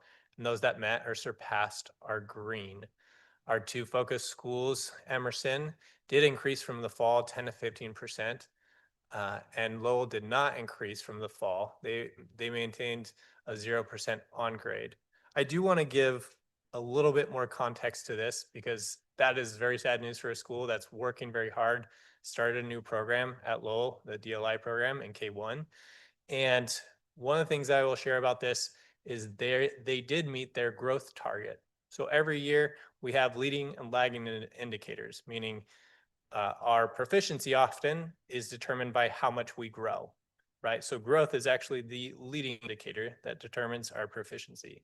And in this case, we at Lowell, they excelled and met the target that we set for them for their growth for this year.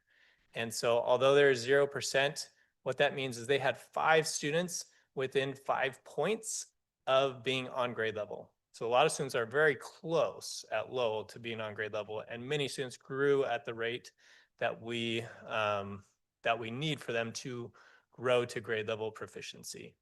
So that is something to point out and to celebrate from Lowell. And Emerson also exceeded the growth, the district growth average, and met their growth target for this year. They exceeded the district growth average of 52% by 13%. They actually had 65% of their students hit their growth targets in first grade this year. Going on to second grade, you'll notice the pattern changes, right? We have a lot more green and yellow and less red. Fortunately, our red are still our focus schools. I do want to point out that they do have some of the highest targets because of the goal that we set and our attempt to try and improve the scores at their schools. And again, I do want to share that the growth at Lowell outdistanced the district growth average and surpassed their own growth from last year. I don't have the exact statistic, but it surpassed the growth from last year. Emerson's growth is lagging, and that is a concern, and we need to ensure that we look at those growth patterns and what we're doing to make sure that we have students able to reach the targets that they need to be on grade level with their math proficiency. Moving on to sixth grade. Sixth grade overall as a district, we did hit the target that we set of moving at least 8% of our students from the fall to the winter on grade level. Herrera surpassed their goal, met their goal of 23%. Capital improved from the fall, but not to the 23% that would have been necessary to meet this interim benchmark at this time. Herrera, I want to share, met their growth target as well and more than doubled the growth that they had for their that same sixth grade cohort last year. Capital had a decline in growth, and that is something that needs to be addressed at their school and is something that we are focused on. And lastly, this is interim goal 5.2, now talking about seventh grade math again by school. You can see that both of our schools in this category were red. Capital again made growth from 13. They went from 13% in the fall to 18% in the winter. But in order for us to meet this target, they needed to have a 10% improvement, and they only made half of that. Herrera unfortunately went down, and principal is here to speak to that. And they did not, and both Capital and Herrera did decline in growth in their seventh grade from their previous. And so this is something that we have to address. One last piece I'll share about growth and these numbers. These are showing students who are on grade. However, many of our students, especially in grade 6, 7, 8, are 2 or more grade levels behind.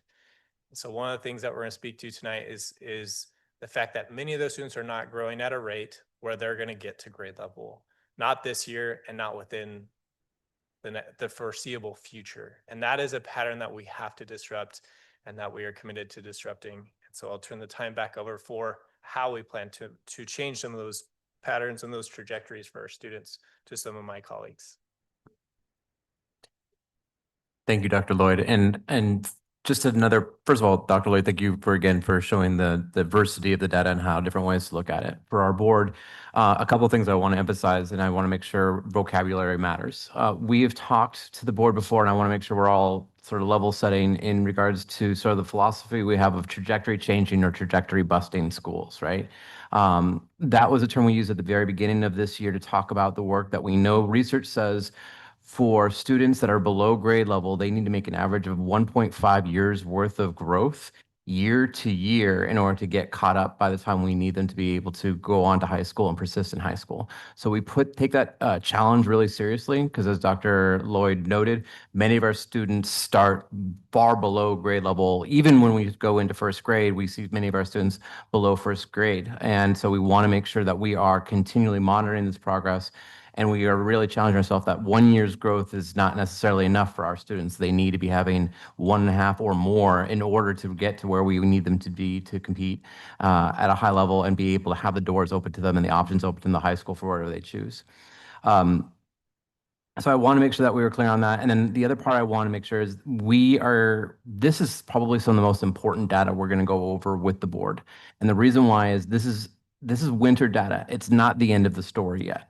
It's really important for us to consider that this is benchmark data that we then use with our principals in our principal leadership team meetings, which are happening just next week. And we're spending an extremely long amount of time digging deep into this data because this is the data that we use to pivot. This is the data that we use to say, we need to change certain things and disrupt certain things in order to make sure that our students in the spring perform well on the final assessment. So this data, we want to be very transparent, and there's lots of lessons for our schools and for us as teams to learn, but this is some of the very most important data because this shows, okay, things are working, great, let's talk about the growth, and where things are not working, we can come together and be our own best researchers to find solutions to those things. So keep that in mind that this is not the end of the story. We'll be reporting out at the end of the year where we land.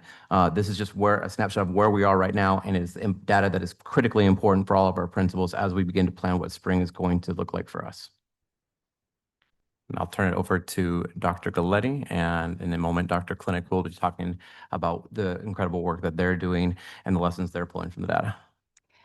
Thank you.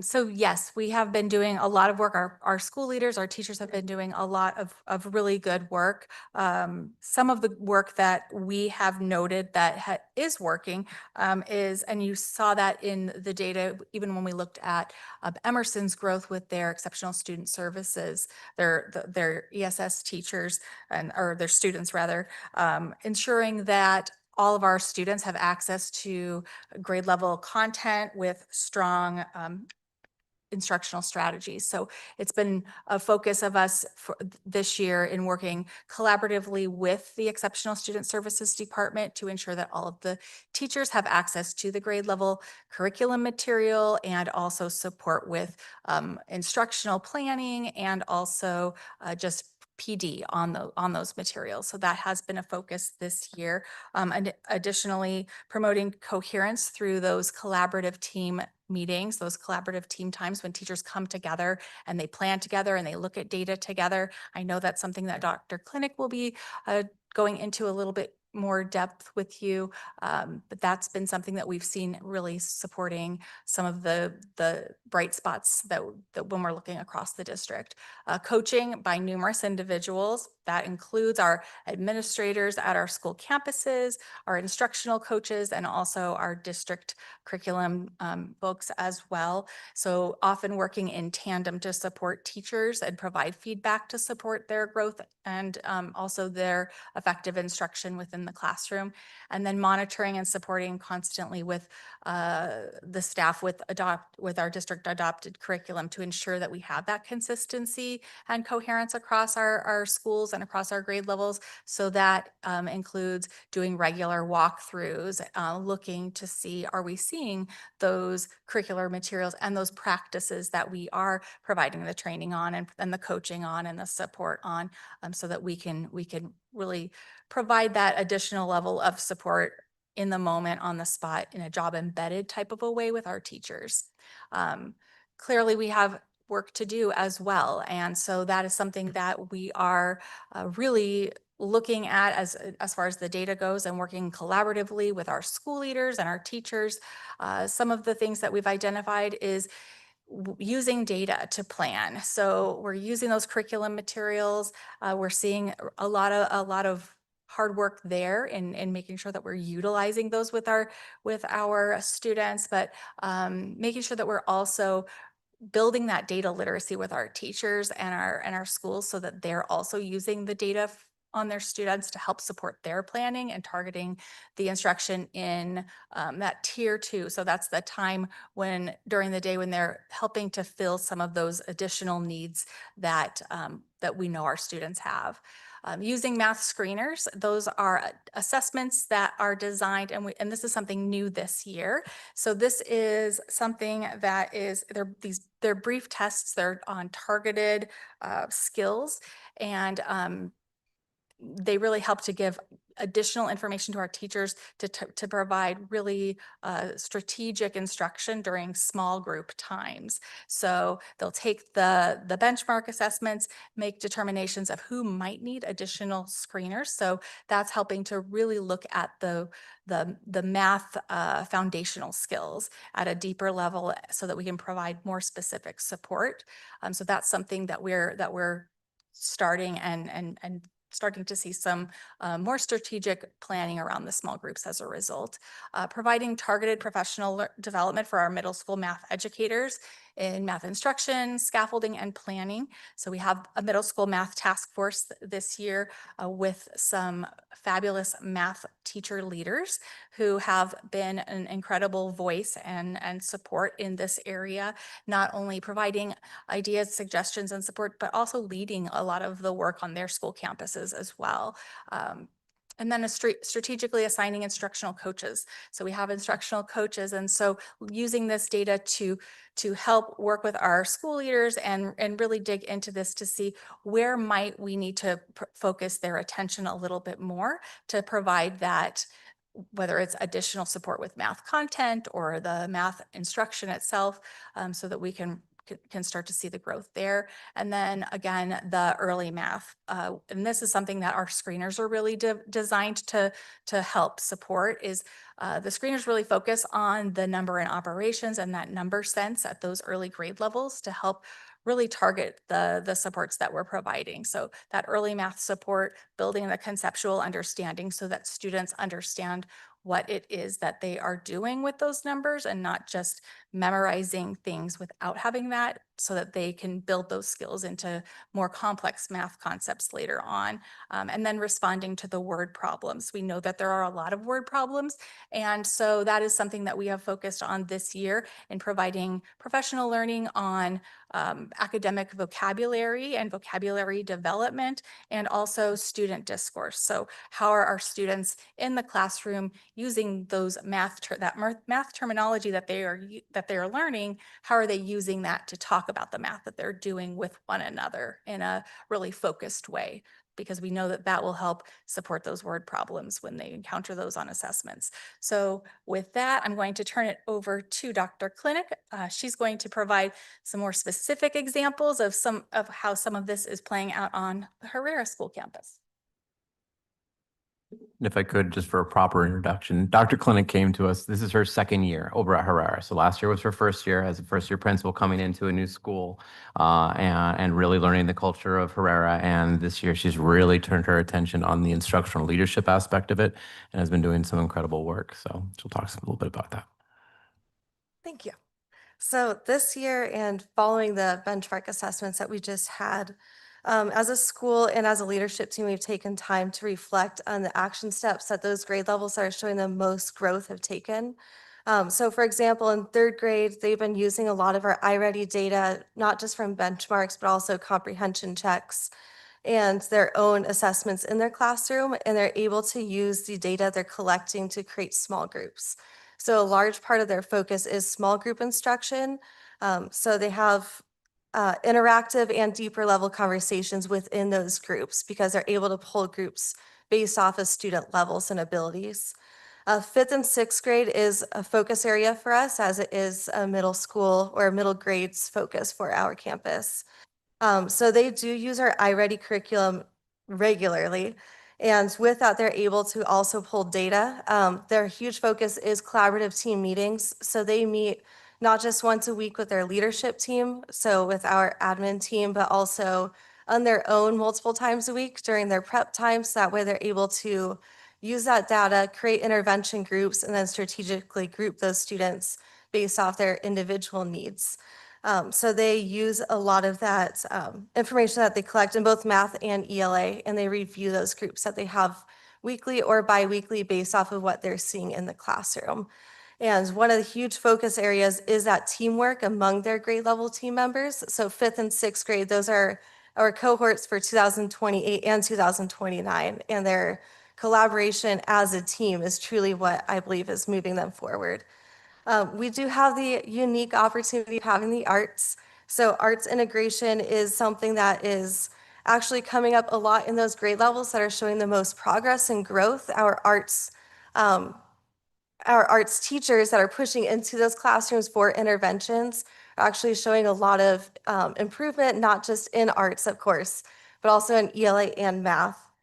For example, third grade, they have arts projects that they combine science, math, research, writing, and with all of that coming together, they're able to show growth in their academics as well. We also, for fifth grade and sixth grade, they're partnering with the Phoenix Symphony. So they have Mind Over Music, which they are using to make connections with the content in ELA and math and tie that into instruments and geometry. So they're able to build up those real world connections. We also have eighth grade capstone projects. So students are using math and then they're tying that into their capstone with research and writing, tying it into their major focus for the arts as well. So ultimately for those grade levels that are showing the highest growth, there's commonality. So using the adopted curriculum, they're also having that consistent collaboration with their grade level teams and arts integration, which is of course our huge focus. They also have a huge focus on small groups and interventions, having that individualized instruction for students. Again, using the data they're collecting and not just benchmarks, but also weekly comprehension checks, their checks for understanding within the class and their lessons. We do have work to do still. So I know our seventh grade data, we're definitely focusing on that. We have an instructional coach that we're working with heavily. We also have instructional assistants that are pushing into classrooms for that small group support as well. We're continuing to work on teacher training as well. So that's going to be something that helps us grow in those areas. And we are tapping into a lot of our teacher leaders. So our fifth and sixth grade teachers, they're showing this phenomenal growth. So we want to use them to be able to also train our other staff members within our other grade levels on what is working and how they can use that in their own grade levels. Thank you.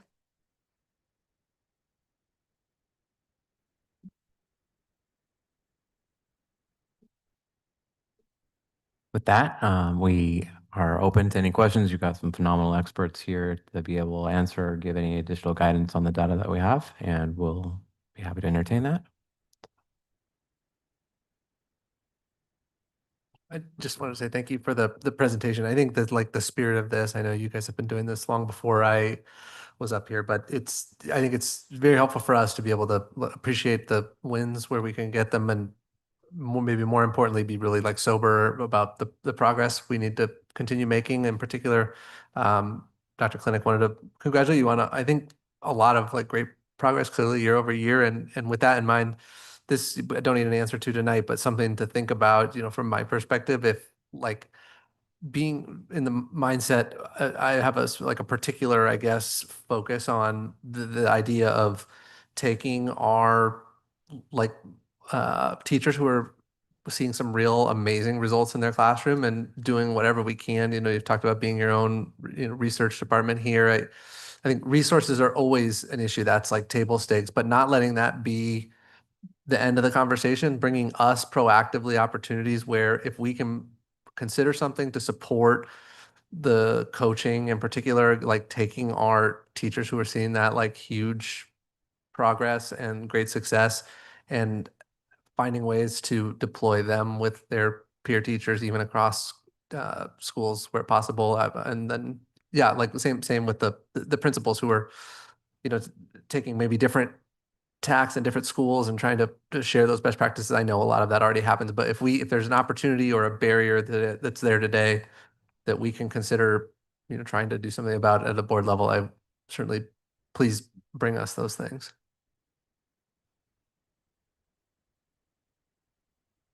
Any other questions? Yes, Madam Chair, may I speak for just a second? Thank you very much. I know we aren't hitting our targets as we see them, but I am really proud of the progress that that I notice in the data and that I'm hearing about. So I just wanted to uplift that a little bit.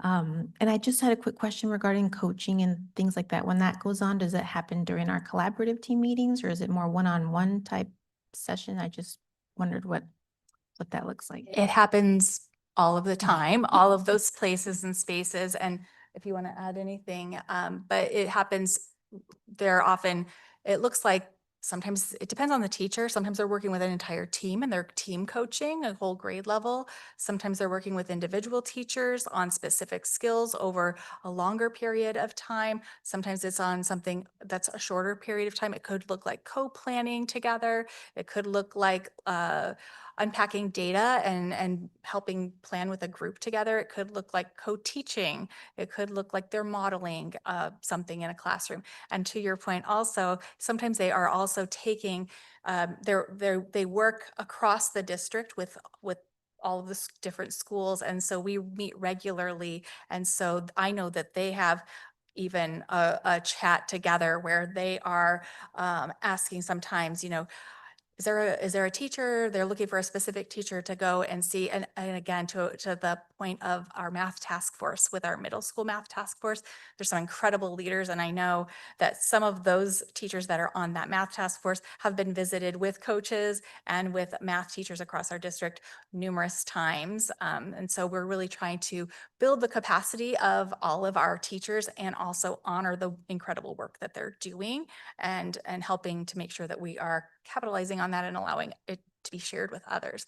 I know that something else that we are having conversations about that I think it is in that same vein is having our professional learning coordinator capturing some of that video along with our math coach at the district level so that we can create some of those videos when we can't get there in person so that we can have coaches or our principals or our leaders or teachers themselves pull those up and have those examples in real time when they need it too. So that's another project that we've had a lot of conversations about just to share more information with our teachers. Perfect. Thank you very much. I'm really excited to hear about the task force and thank you for shedding some light on the math screeners because that was one of my other questions. So it's nice to get a visual and idea on that. Thank you very much for your help. I do have a question. So as I'm looking at the chart and I'm seeing some declines and a little bit of falling, I'm curious as to why that's happening and what are some of the root causes that are causing that to happen so that we can be proactive and ensuring that those kids have what they need so that they can pass tests. So I'm curious, what are the hurdles for them?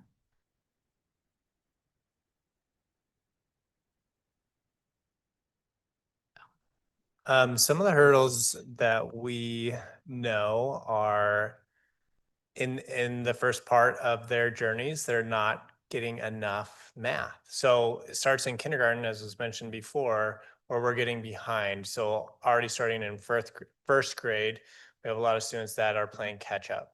And so one of the things that we have to work on going forward is making sure in each grade we solidify and make very clear, here's what has to happen in in kindergarten so that they're first grade ready, and in first grade so that they're second grade ready, and making sure all those big rocks, the big skills, most critical things are very clear, and that we can pinpoint exactly when they're falling off, by saying, hey, by this time of the year, this is what they should be able to do.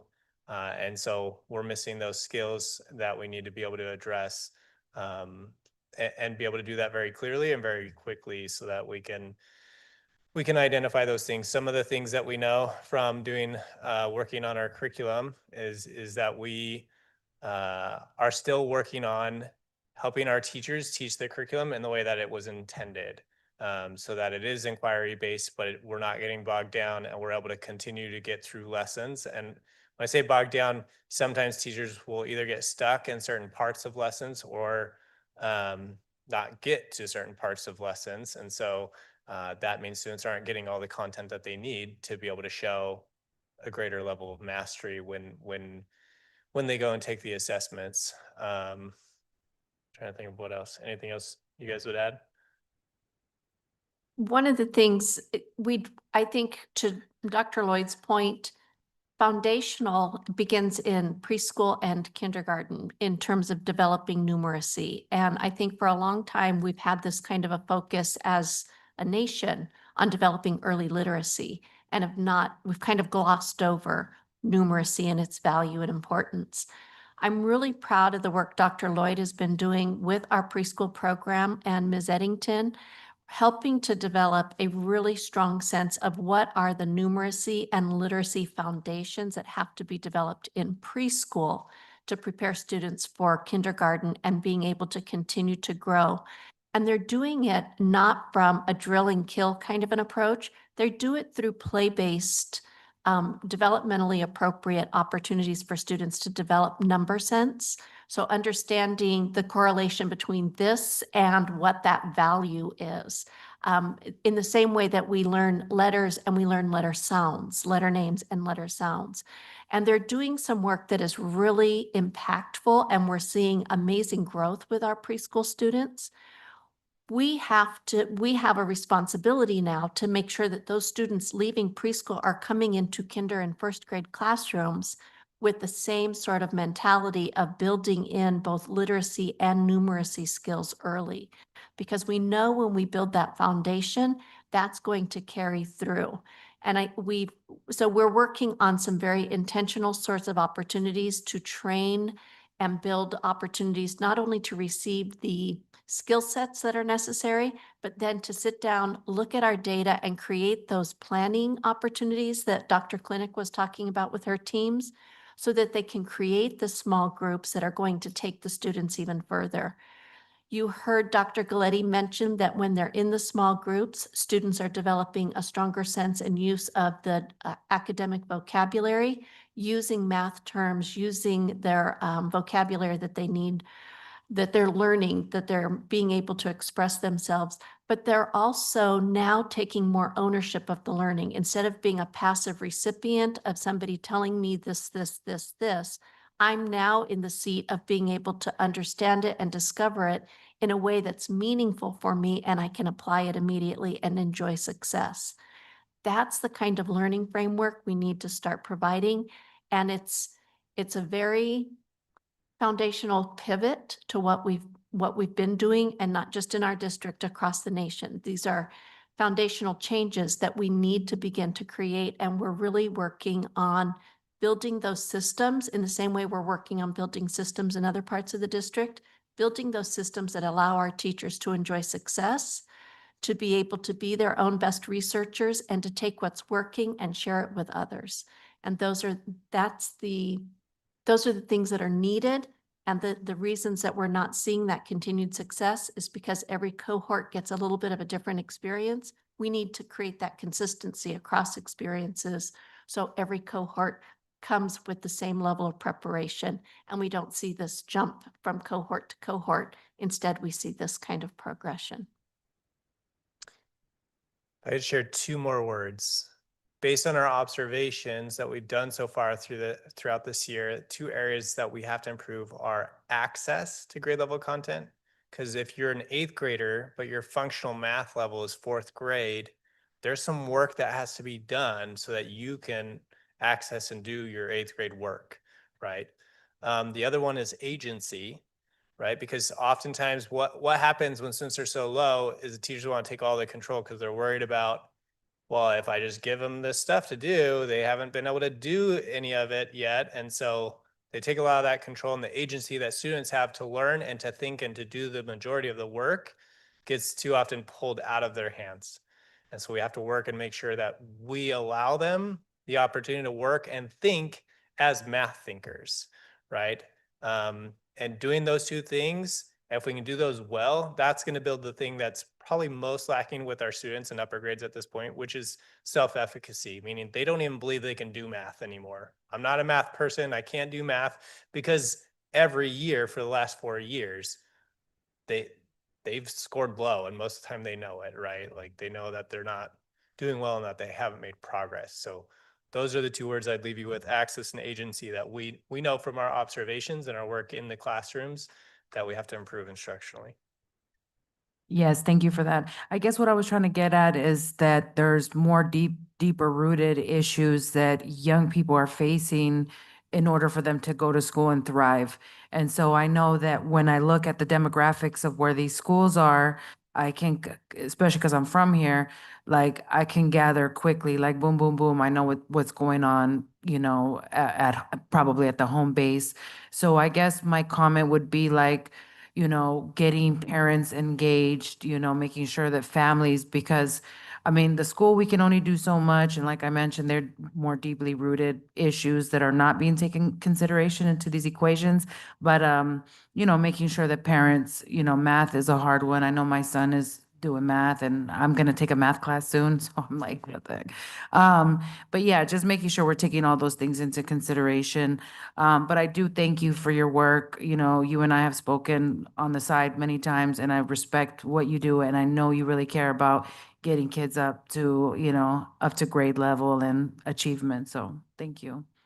Thank you. Appreciate it, President Ovalle. And I just want to echo one of our greatest successes at this point for those students in upper grades who are missing is them having additional time, which requires parents to commit to things like students being able to come to tutoring or to do after school things or to come, some schools even on Saturday, right?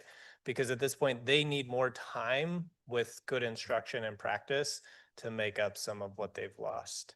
Yeah, and just to kind of follow up on that, because I do work with incarcerated youth many times, when they get incarcerated, they're tested and then their test scores are super, super low. Like they're not even at any, first grade level and stuff like that. So the data is important. It can help us forecast how to help young people. But, just knowing that like the young people that are, system impacted and all that stuff, they struggle in those areas. And so I think that just making sure that we're knowledgeable of the root causes of issues and, go into that with that stuff and, making sure we're taking everything into consideration. So thank you. Thank you. Any other questions? All right. Well, I want to make a motion to approve the monitoring reports for board goals 2 and 5.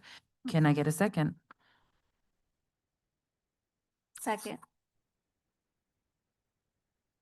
Board Member Trujillo, Aye. Board Member Graham, Yes. Vice President Edmiston, Yes. President Ovalle. Yes. All right, and that moves us over to G5, the approval of the monitoring report for Superintendent Guardrails 5. Dr. G. Yes. Gonzalez, I'm sorry. Dr. G is ready. So it's interesting that we're following on the heels of that conversation, looking at guardrail number 5. Guardrail number 5 is that the superintendent shall not allow the district to operate without implementing community-focused plan to mitigate student enrollment barriers. And many of the things that you're speaking to, President Ovalle, are actually some of the enrollment barriers that we encounter. And so as we think through how to address those, we simultaneously begin to address some of those other issues that we were talking about. So Superintendent Guardrail 5, the interim guardrails are, guardrail number 5.1 is by May of 2026, the district will survey families in the district boundaries to determine specific enrollment barriers they encounter as measured by the development of a community plan to address those barriers uncovered in 25-26. Interim Guardrail 5.2 says that by the end of May 2026, the district will conduct a transportation analysis study to develop a plan for equitable and efficient transportation to support students attending the neighborhood school that meets their specific needs in 25-26. And then interim Guardrail 5.3 is that by May of 2026, the district will secure long-term partners who can provide sliding fee schedules to ensure all students who need before and after school care and/or sports and arts programs have access to these at equitable costs for 25-26. And so as we look at interim guardrail number 5.1 specifically, we started with the survey and we conducted community roundtables to receive feedback, and we did a number of those throughout the course of the last semester and last spring. We had over 100 participants in all of the community roundtables. And in the community roundtables, we specifically were asking, what brings you to our schools? What are the things that prevent you from or prevent your friends from enrolling in our schools? And what are the things that you would like to see that would be enticing for you or your friends who are not enrolled in our schools to come to our schools. We also did family and community surveys. We had QR codes. And so when we would go out, there was a little poster with a QR code and parents could do the QR code and answer the 3 same questions on their phones. We had over 70 participants who participated in those. One of the things that we found, school interactions received an overwhelmingly positive response, with nearly 2/3 of the rating, 64.6%, fell into the high satisfaction range. It was on a scale of 0 to 10, and they ranged in that 9 to 10 range in terms of their school interactions. We had also made assumptions about what the issues were. We assumed transportation was one of them. Another thing that we get a lot of parent calls about was our food program. As we did this, we found those were not the top issues that parents brought up. They felt that transportation was meeting their needs, and there were no complaints about the food, which, as somebody who's been in the system for a really long time, that rarely happens, but it's a credit to our child nutrition program and their willingness to sit down with students and talk to students about what they like. So the themes that did emerge from these: safety and the behavior and management of discipline. This was something that came up most frequently at both the community tables, at the community roundtables, and in the surveys. That corrective action and the removal of disruptive students didn't occur often enough. And I will add the caveat: some of these community roundtables were taking place almost immediately following the tragedy at Maryvale High School. So that idea of disruptive students and safe schools was top of mind for many of our families, and rightly so. But we heard that we need to have more attention to student behavior and problem-solving issues by the school leadership and staff, and that we need to have increased safety protocols, an emphasis on the prevention, not just the reaction to. The other that we heard was communication and staff professionalism. So our front office staff need better training and a more welcoming attitude toward parents. This was something we heard frequently, that our front office staff are not always welcoming. They don't always treat our families with respect, and that's a disincentive for people to enroll in our programs.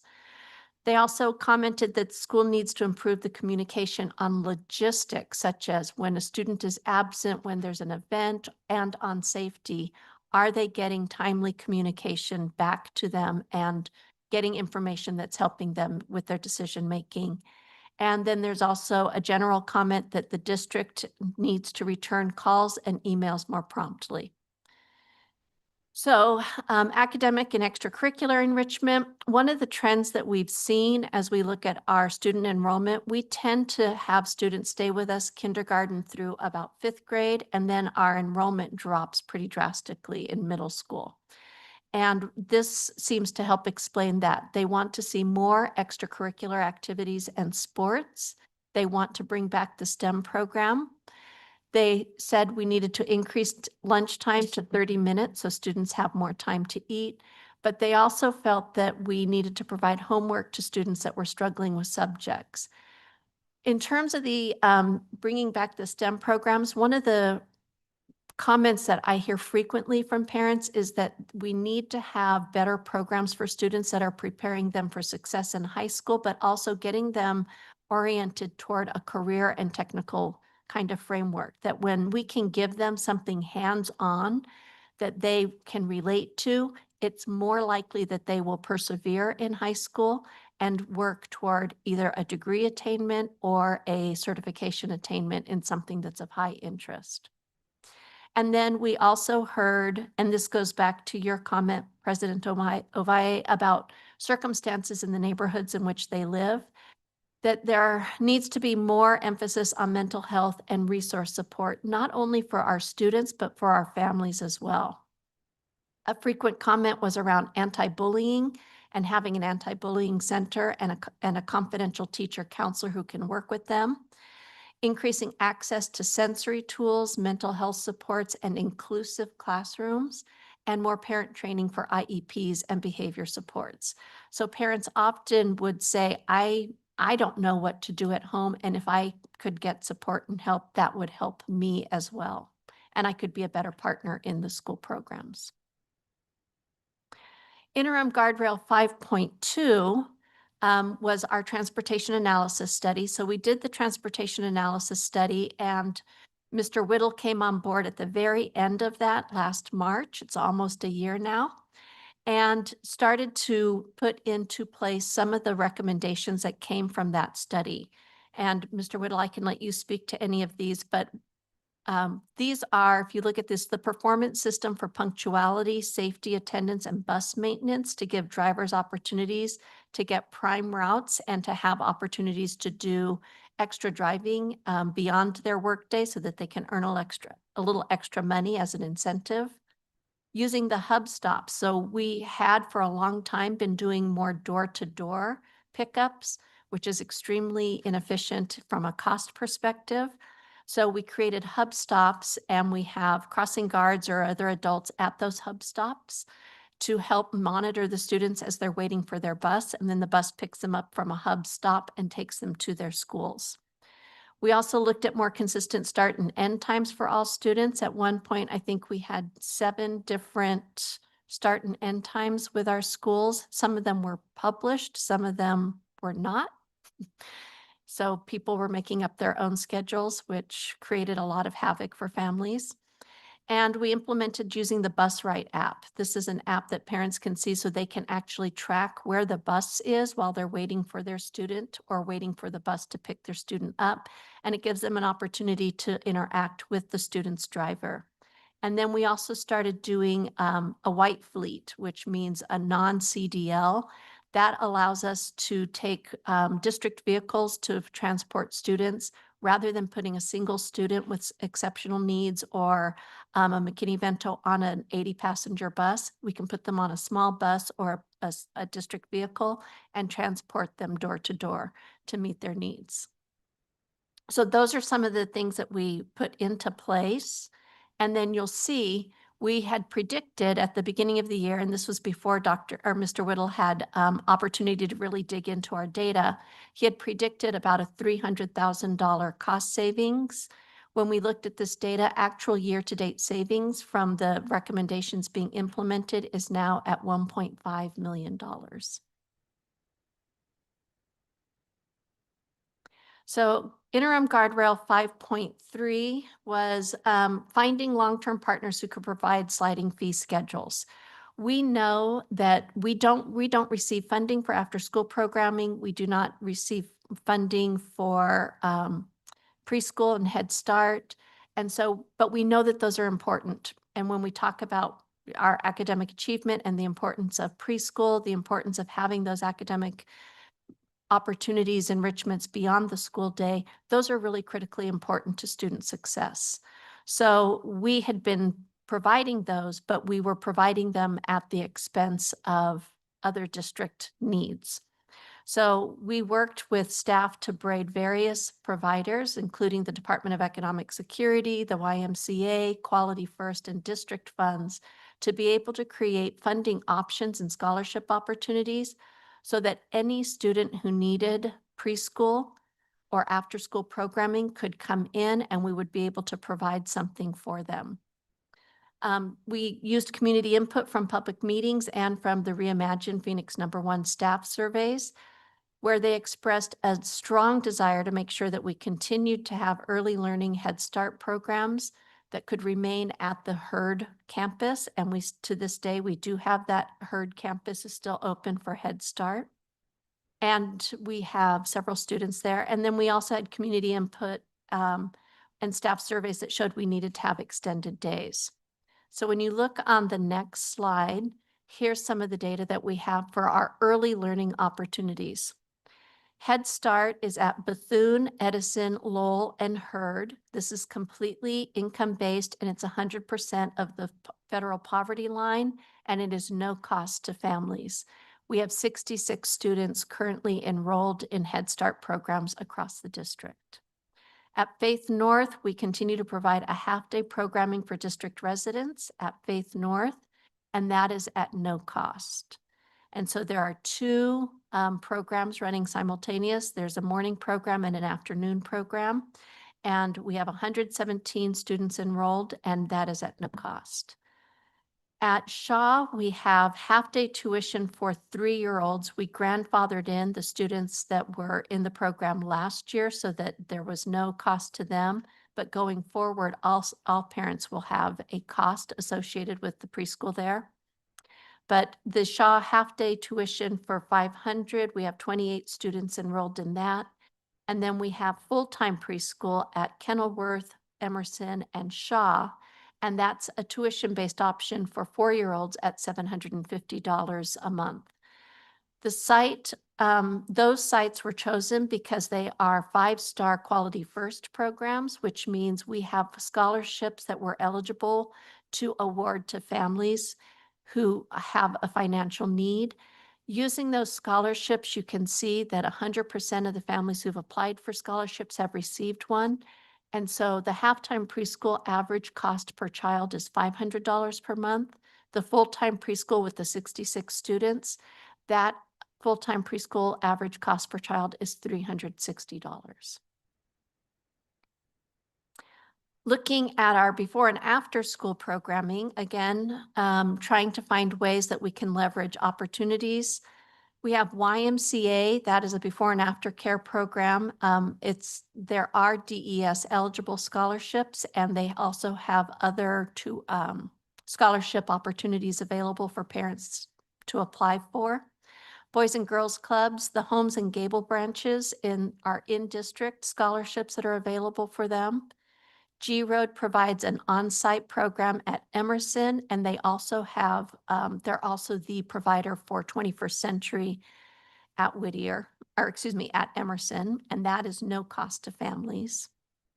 Y Academy at Monterey Park, there's transportation provided by Phoenix Number 1, and that lets the students who are in half-day programs for preschool have an extended day for parents who need a full-day program. That is DES eligible scholarships and other partner scholarships that they get. And that's a discounted rate for Phoenix Number 1 employees. And then 21st Century grants are federal grants. That's no cost to families, and transportation is provided. So when you look at the chart, you can see in YMCA, we have 61 students who take advantage of the before school option, 132 who are taking advantage of the after school option. Boys and Girls Club, we have 228 students after school. At Y Academy at Park, we have 6 who go before school and 7 who are after school from the preschool program. G Road, we have 73 students after school, and in 21st Century, we're serving 470 students after school across the district. We also remember one of the high points that we were asked to look at by parents was after-school sports programming. So these are the 4 sports that we now offer across the district. We had 335 students participate in volleyball in our fall sports program, 326 students participating in soccer. And you saw in our celebrations earlier tonight, the celebration of the culminations of those seasons. And our spring sports are basketball and football. So we will keep you updated on those, and we'll be sure to share the schedule with you. So that is the update on what we have been doing based on our understanding of what some of the enrollment barriers are. And we are happy to take any questions or comments at this time. Any questions? For the paid half-day and full-day preschool programs across the various campuses, I guess there's 5 in total, is that right, that are offering? What are we accepting all applicants at this point, or is there a constraint of some kind, or could we accept more, or what's the, how do we get to that head count? Is that just everyone who? Those are the people who have Everyone applied for applied? the program. Okay. And then I have I guess sort of an open-ended question with regard to the Y Academy. I don't know, I guess a better way to ask this other than to say, I guess why don't you think more people are taking advantage of that? It seems like a pretty low like district utilization to me for the after school. That's, those are students who are in the morning preschool who are taking advantage of it after, Okay. in the afternoons, and vice versa, students who will go to the afternoon preschool. So it doesn't include the numbers of students or children who are at that program. Sure. Just for clarifying points, if I may, Mr. Graham, are you talking about the 132 after-school YMCA or the Y Academy? Y Academy in Yeah, particular. those are just preschool students. So that's actually really good utilization Okay. of the students that are able to pay for preschool and are accessing that before or after care that allows for their parent to have a full day. And so the total number of students or children at the Y Academy is, I think it's 51 that are taking advantage of childcare, birth 6 weeks to kindergarten age. We did when we began this journey with the Y, they told us that they anticipated for a center to really take off and see what its average numbers would be, that they need 2 full years of implementation. So we're in the middle of our second year. and I will say, many of the families who are at the Y Academy were families who came to our kindergarten for a day. So they've been great partners in helping bring families into the district.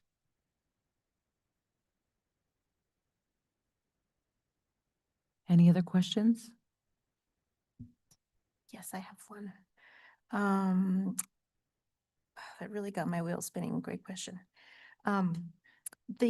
Regarding sports, I just wondered if all of our sports were tryout based, or do we just let any kids that want to play get to play?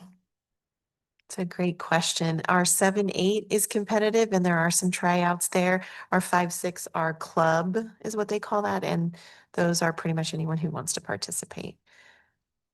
I think there are a few campuses that have incredible turnouts of children who want to participate, and others it's low enough where they don't need to have a tryout system. I can get you more specifics on that from Mr. Johnson if that's a question.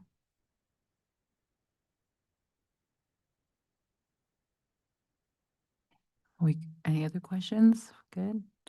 All right, then I move that we approve the monitoring report for Superintendent Guardrail number 5. This is Carmen. I'll second. Board Member Trujillo, Aye. Board Member Graham, Yes. Vice President Edmiston, Yes. President Ovalle. Yes, and with that, the motion passes. That brings us to G6. And Dr. Gonzalez, you will be giving us that as well, right? Yes, this is our policy advisory recommendation. In December, we brought to you a series of different policy recommendations from the Arizona School Board Association with recommendations for updating our policies based on statutory changes or tightening up the language in this area in particular. In our first reading, if you will look at our first reading, we had some changes that were made and recommended from, so when you're looking at what you have in front of you today, these are second reading recommendations. So in the second reading changes, we had read in policy DA, Vice President Edmiston had recommended keeping the original language in Part E to keep the focus on educational outcomes. And there were recommended changes in the minor edits that were made to employ policy language that reflects current best practice. And the title was also updated to fiscal management goals, removing priority objectives, as the list included the policy DA reflected board outcomes and aspirations. The other change was policy DB. There were no changes recommended from the first read, so that remains the same. Policy DBF, Vice President Edmiston recommended to keep the original language in the first paragraph. It had been recommended that the language keep it more broad, and in reading it, Vice President Edmiston had felt that the within 10 days was a better way to frame that. And so we reverted back to that language. Policy DBJ, there were no changes recommended. Policy DD, no changes recommended. Policy DFA, Board Member Trujillo saw that there was inconsistent use, vacillating between governing board and board. And so we made it consistent throughout that it states governing board, so it's clear that it is the governing board and not another operating board. Policy DG, Board Member Trujillo recommended ensuring that consistency of governing board again. Policy DGD, again, that consistency of use of the term governing board. Policy DI, the same change again, that we're looking at the consistent use of governing board versus board. The same in policy DIB. Policy DIC also uses that language. Policy DID, there were no changes recommended from the first read. In policy DIE, Board Member Trujillo recommended titling the second section Governing Board Presentation to add clarity to this language. Policy DJE, there were no changes recommended. Policy DJG, no recommended changes. Policy DK, we go back to using the term governing board. Policy DN, we go back to using the language of governing board. And those are our recommended changes. So at this time, the board can make additional changes to move it to a third read, or they can make a motion to accept the changes as recommended, and then you would vote on that. Point of inquiry. BEDB, that was the one that had the public comment change. And it's not in here. In the December meeting, you agreed that having BEDB, there was consensus that keeping the consent front and center and the community comment at the front of the board meeting made sense. And so there was no reason to bring it back for a second read. The policy stays as it is currently stated in our governing board. Okay.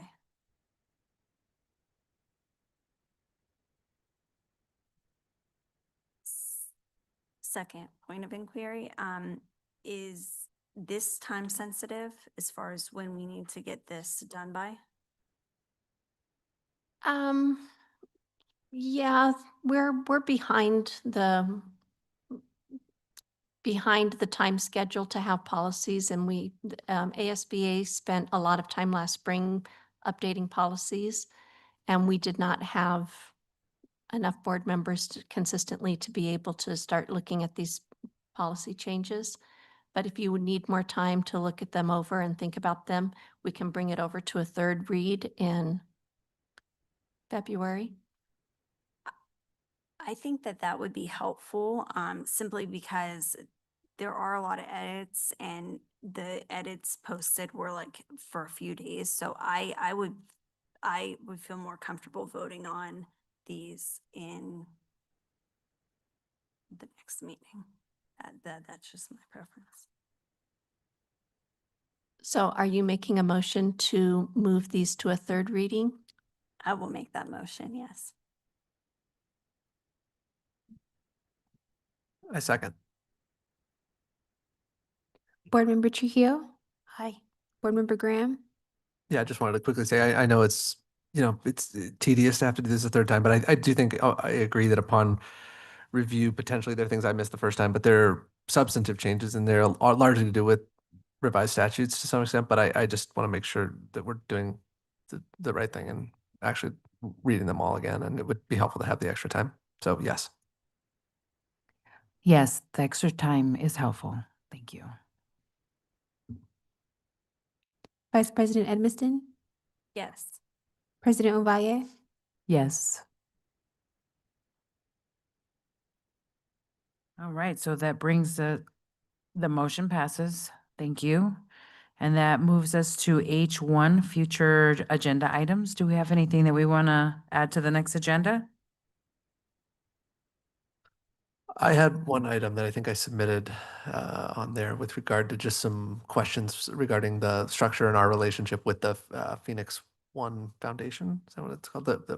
Our arm's length nonprofit. But I think it's self-explanatory in there, what I was looking for.